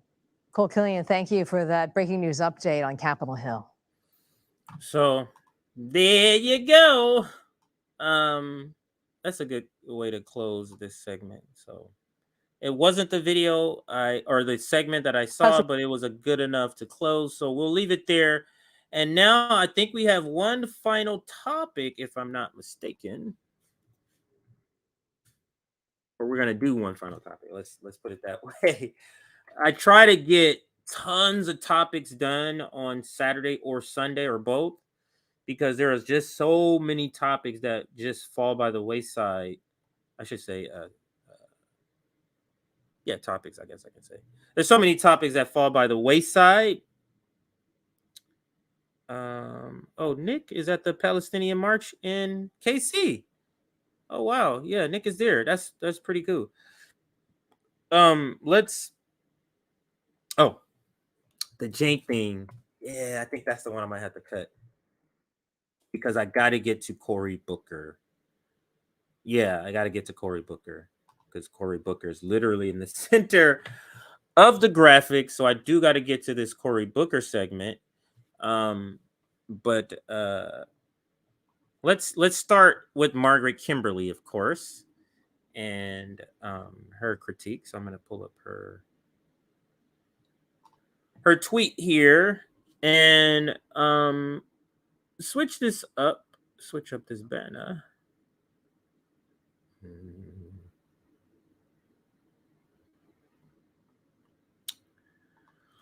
So did I put the banner? There goes the banner there. This one might be a 10-minute segment. So we roughly have maybe 10, 12 minutes left in the show. Do want to say thank you for everybody, because sometimes the last couple of segments people start to dip out. So I'll say thank you for everybody that has been watching up until this point. And if you're watching on replay, thank you for watching. We are at 485 likes of a target of 550. So target 550, we're at 485. Is that what I said? Yeah, 485 is where we're at. And just about 2,000 people have come through to watch us at some point. Here is our Substack. If you want to get on our mailing list for when we go live, join our Substack. And I think that's everything that I needed to shout out before this last segment, y'all. Is there anything else I needed to shout out? All right. So let's get to this last segment with... who is it? Cory Booker. I keep saying Cory Bush. I know I feel like I've said it already, but it's not Cory Bush, it's Cory Booker. And the title, and Aaron, you can start here. Negro Servants. Cory Booker, Jamal Bowman, and LeBron James. We're going to talk about Cory Booker probably the most, and then we'll just kind of, as receipts, just bring up LeBron James and Jamal Bowman. And I get the term Negro servant from Ajamu Baraka. That's the first person I've heard use. And I like that better than coon. I like it better. But I do also like another term he uses, Uncle Tomism. So that's where I get the title. The term or the phrase Negro servant. And here is Margaret Kimberly. Shout out to Margaret Kimberly, friend of the show. I would say elder of the show and network, along with Ajamu Baraka. But let's blow it up a little bit and let's read what she says. Actually, let's read the initial tweet first. And this is from Chris Hayes. Chris Hayes from MSNBC. Quote, "This is why, as an American, as a Black American, I will always stand against hate and stand with the people who are targets of hate," says Senator Cory Bush. Another quote here, "It is not complicated. We all must denounce hate and those who will hate to and those who use hate to destroy. That is Hamas." And let's see what senior editor and columnist at the Black Agenda Report and member of the Black Alliance for Peace says. This is Margaret Kimberly. She says, U.S. Senator Cory Booker is a disgrace to Black people. How dare he say, as a Black man, as he lies on behalf of apartheid Israel? How dare he call Hamas Nazis when Israel is an ethos state that practices genocide? Cory Booker can F all the way off. You see how our elders are based like that? You see, our being elders are based as F, AF. Let's just keep it that way. But let's continue. And then I'll play the video. I'll get to some comments first. Here's Max Blumenthal say, pro-Israel millionaire brought Cory Booker into Newark to sell the city off to the highest bidder. Now he's rattling off talking points fed to him by AIPAC donors, painting apartheid Israel's war of extremism as an anti-fascist civil rights sit-in. It is pretty disgusting. And this guy, Cory Booker, is pretty disgusting too, like vile and disgusting. That's Cory Booker. All right, so now let's get to the video now that I got the comments. I'm going to bring you some more comments, but now let's listen to the video. Cory Booker being the very well-paid Negro servant, and he's paid by Jewish lobbyists. To me, there should be no confusion about this for Americans. And I'll say this not just as a United States Senator, not just as a patriot who would die for my own country, but I want to say this as a Black man. Just shameful. Just shameful. It's despicable. And you read it in the tweet by Margaret Kimberly. You don't really usually read tweets like there where she said, you can go fuck all the way off. You don't usually read that in a Margaret Kimberly tweet. And the reason you hear such vitriol from her in that tweet, and you hear from me, this is one of the things Black people, Black radicals hate the most. Negroes like this. Using Black pain, Black symbolism, Black liberation symbolism to sell apartheid Israel. These people will sell their mama out for money. These politicians, like this fucking clown right here. Let's listen. When you're Black in America, you understand the vulnerability within your own country you love. I saw it as an adult on January 6th. The people that stormed the Capitol, talked to Capitol Police or African Americans. They had signs of hatred, Confederate flags, the vicious, racist things they were saying to Capitol. This is truly despicable. I gotta take pauses on this shit. These motherfuckers, man, they have no fucking shame at all. No fucking shame.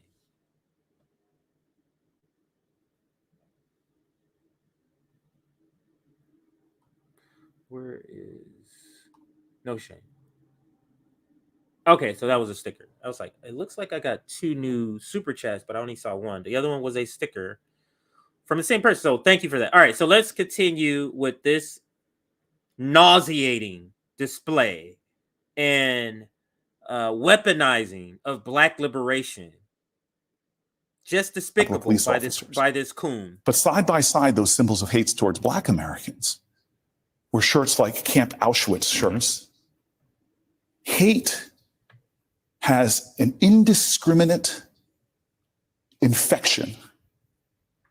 This is why, as an American, as a Black American, I will always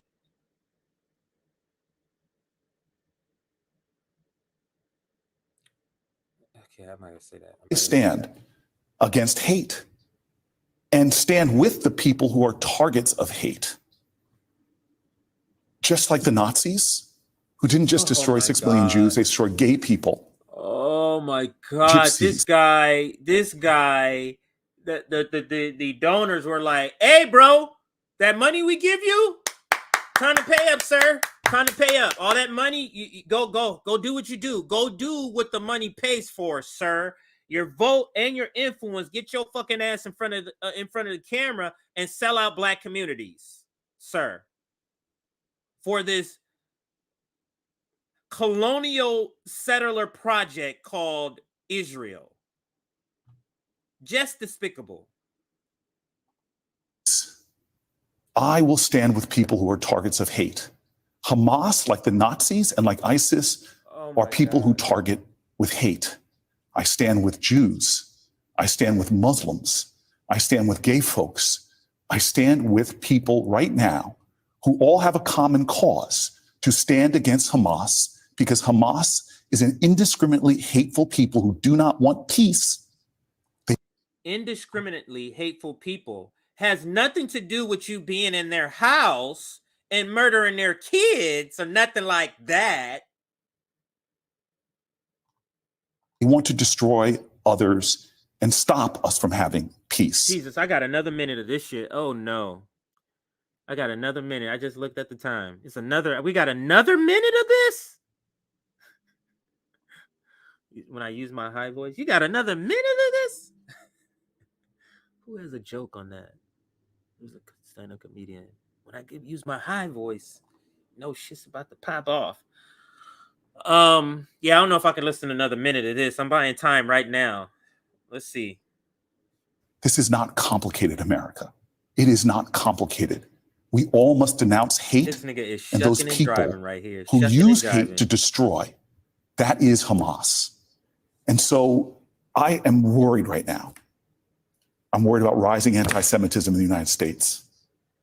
I led with 3 other senators, bipartisan, to call for more resources because hate is indiscriminate in its efforts. The same hate that killed Blacks in a church in South Carolina are the same, How were the dare same you, people you who wielding the same fucking hate bastard. that killed in a synagogue. And so How we all dare need to take you fucking an understanding. bastard. Everyone has a responsibility to condemn the hatred of this ISIS Nazi-like Hamas and do everything we can to try to get us back to peace, to affirming of human rights for all people in that region. And again, the protection of this country and this country's, unfortunately, too often targets of hate.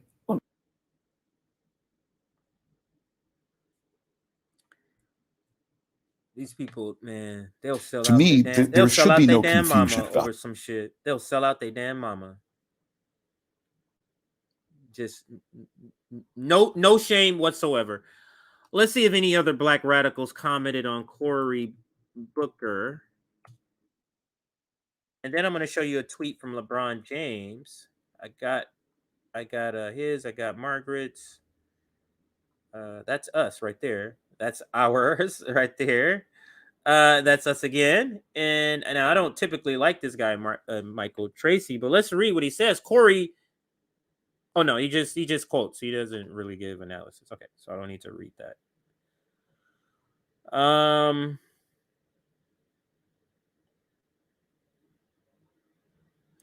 If you stand for apartheid, you're not standing against hate. That is Sabby Sabs right here. What is this turd? What is this turd in Israel? Why is this turd in Israel, first of all? That guy is terrible, man. That guy is fucking terrible. As soon as the rockets started in Israel, my senator and dear friend Cory Booker, this is that rabbi that RFK leaned on, the crazy guy, Rabbi Smully. As soon as the rockets started in Israel, my senator and dear friend Cory Booker ran for his life. Maybe it's because he voted to give Iran $100 billion. Cory Booker voted to give Iran $150 billion. Then he ran today away from Israel. Cory, please stop bragging about so this person is calling him out. How you endure rockets from Israel. So you have to be over the top, unhinged crazier than what Cory Booker is in order for Rabbi Smully to be down with you. You got to be an RFK for him to be down with you. Let's move on so I can close this out here. Let's go to this clown, and now we see a Jamu, because let's look at Jamal Bowman, another Negro servant, Jamal Bowman. Jasmine Crockett was another one we just did a segment on. That's another Negro servant. Hakeem Jeffries, another Negro servant. Stacey Abrams, another Negro servant. But this is what Jamal Bowman says: disgusting. This promotes an act in which innocent civilians were killed. Babies, we need to stand for life and collective humanity. This is the opposite of that. And the post has already been unavailable. And what it was, I guess they made them get rid of it. Yep, they made them delete it. There was BLM in Chicago being pro-Palestinian. And he was calling out a BLM for being pro-Palestinian. And to my knowledge, I guess one of the good BLM chapters is in Chicago, like one of the real ones. And this is the one he's calling out. That's Jamal Bowman. And then Ajamu Baraka chimes in and says, and I love this name too, it could be Negro servants or Negro collaborators. He says, Negro collaborators with Western colonialism, like this Tom Bowman, he knows his name is Jamal Bowman. Tom Bowman can't even see the contradictions of their own silence while Palestinians are murdered with their newfound moral outrage. Whoever is masses' enemies is theirs. Just destroying this moron we know as Jamal Bowman. And then Ajamu Baraka again chimes in on the other, and I didn't even have him in the title, Hakeem Jeffries right here. Thank you for your leadership, President Joe Biden, during these challenging times. And here is Ajamu again.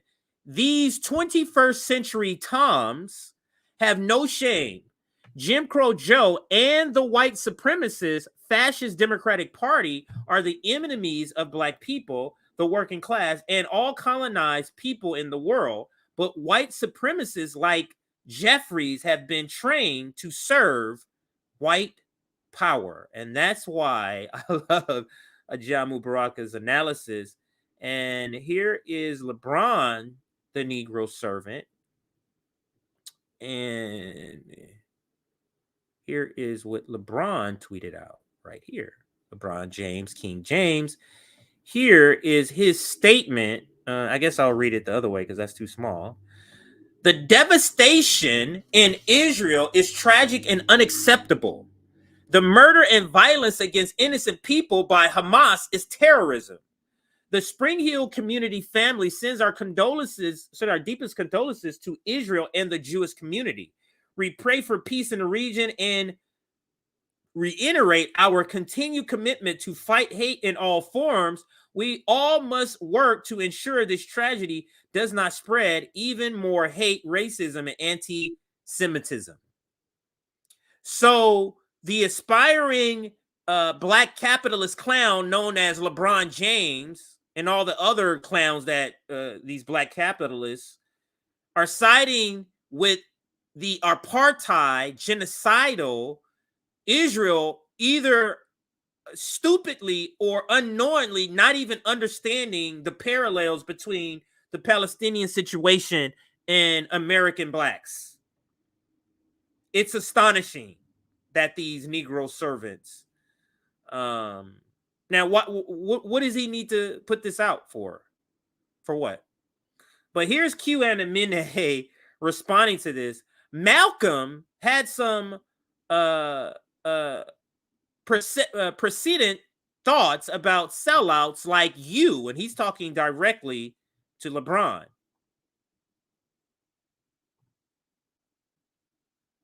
Zionist logic. The Zionist armies that now occupy Palestine claim their ancient Jewish prophets predicted that in the last days of the world, their own God would raise them up would raise them up as a Messiah who would lead them to their promised land, and they would set up their own divine government in this newly gained land.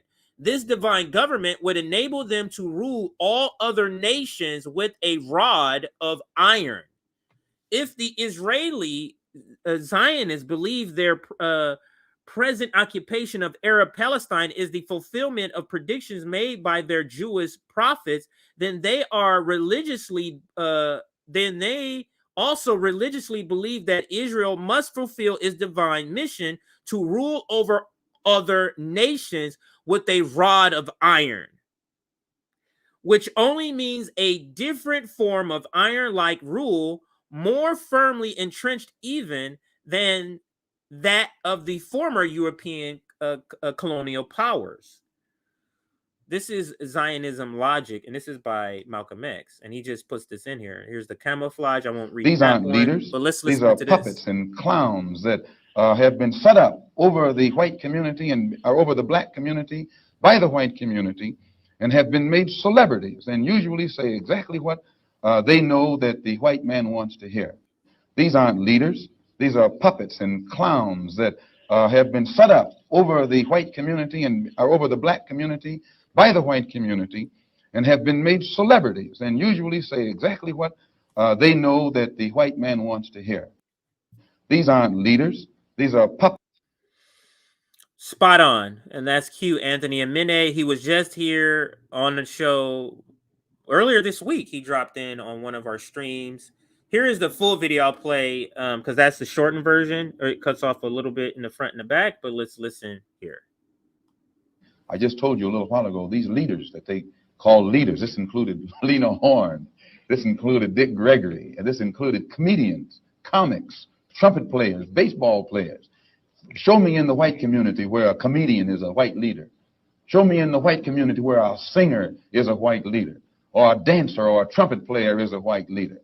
These aren't leaders. These are puppets and clowns that have been set up over the white community and over the black community by the white community, and have been made celebrities and usually say exactly what they know that the white man wants to hear. And that's exactly what LeBron did there. That's exactly what Cory Booker is doing. And that's exactly what all these other Negro servants, Jasmine Crockett, Hakeem Jeffries, Stacey Abrams, that's what they're all saying. LeBron James, John Legend. I mean, I could literally just go on and on and on. All right. That's on the LeBron. So I got LeBron has been sitting on the shelf for a while. Finally got to LeBron. So the jank one, I'm just going to have to push because I am just tired of talking. I've been going for 3 hours. So I'm just tired at this point. My eyes are tired. So I'm going to go ahead and wind down here. Let's read some super chats and then let's get out of here. RBN. We're going to go.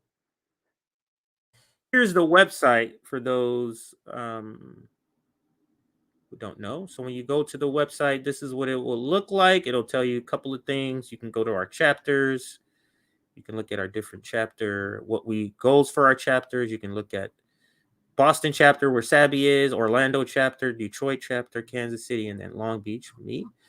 You can see outreach, summits here. So view the outreach there, and then the summits. So my bad. I clicked it too quickly. You can see the different summits. And then you can see merchandise. When you click on merchandise here, this will pop up.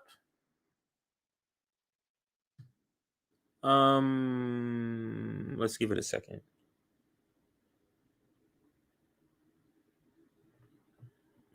So this will pop up, and we have right now, we're going to add more images.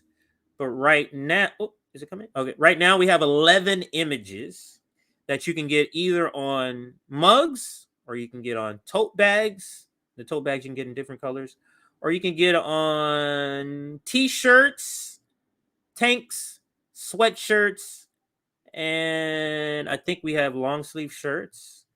So any of these you can get. I'll bring up one and you can kind of see the different ways to get different colors. Let's click this one. Vote blue, no matter who, is for morons. And somebody suggested we change that to is for dummies. Vote blue, no matter who, is for morons. You can get this in gray. You can get this in a powder blue. I like that. You can get this. This is probably the one I would get. Vote blue, no matter who. This green is also good too, but the yellow is probably the one I would go with. But you can check this out on our website. On revolutionaryblackout.com, and it's the full name, revolutionaryblackout.com. Go back to the website here. I think that's going to be it. Shows our latest clips, some other pictures. There's a bunch of things you can find on this website, but that's our latest clip that's going to be premiering, I think, tomorrow. That premieres. That's Rome cutting some hairs of some unhoused people. That's when he was down in Missouri with Nick. Nick is on the far left. That's Rome in the middle, and then Nick's brother on the far right. So I think, oh, my bad, everybody. My other thing is still in the other, is still there, which is fine. You see what I was saying? You were still seeing the shirt. All right, let's read the super chats. Here's actually start here. Here is super chat. Freddie the Fish. Netanyahu treason against God's chosen. Thank you for that super chat. This one, another one from Freddie the Fish. Obviously, false flag op by the Mossad to consolidate power for Netanyahu, the betrayer of God's chosen people. Now, speaking to the part where you say false flag attempt, I was thinking the same thing, because they're starting to talk about this is a intelligence failure. It's not an intelligence failure. They were notified of this by 3 or 4 different countries. And they chose not to do anything because they know it's coming. Let it happen. It gives you, now we're going to go in and do this. You get what I'm saying? It's a tactic being used by empires like the United States too. Here's Janice saying, notice he tried to tie Hamas with ISIS. They are nothing to do. They have nothing to do with. Yes, they are arch enemies. ISIS and Hamas are arch enemies, actually, but he ties them together. Cory Booker. I'm sorry, I keep saying that. Here is Conrad Blue. There's a large protest in LA for the Palestinians who also can't wait to get sweater next week. Don't have funds this week. Solidarity. Thank you for that. It sounds like you're getting one of the sweaters I was just talking about, the one that's on the screen. Not the same one, but one of the sweaters. You also sent this super chat, so thank you here for the super sticker. And the other ones I already read, so I think we will stop here. And again, thank you everybody who watched today. Hit that like button on your way out. Just want to say thank you for watching today. Tomorrow, hopefully JB will be here. On Monday, We have a Jamu Baraka and also the Post Duopoly show. So Monday's a big day. So make sure you stay tuned for that. Make sure you get on our Substack. And thank you for watching.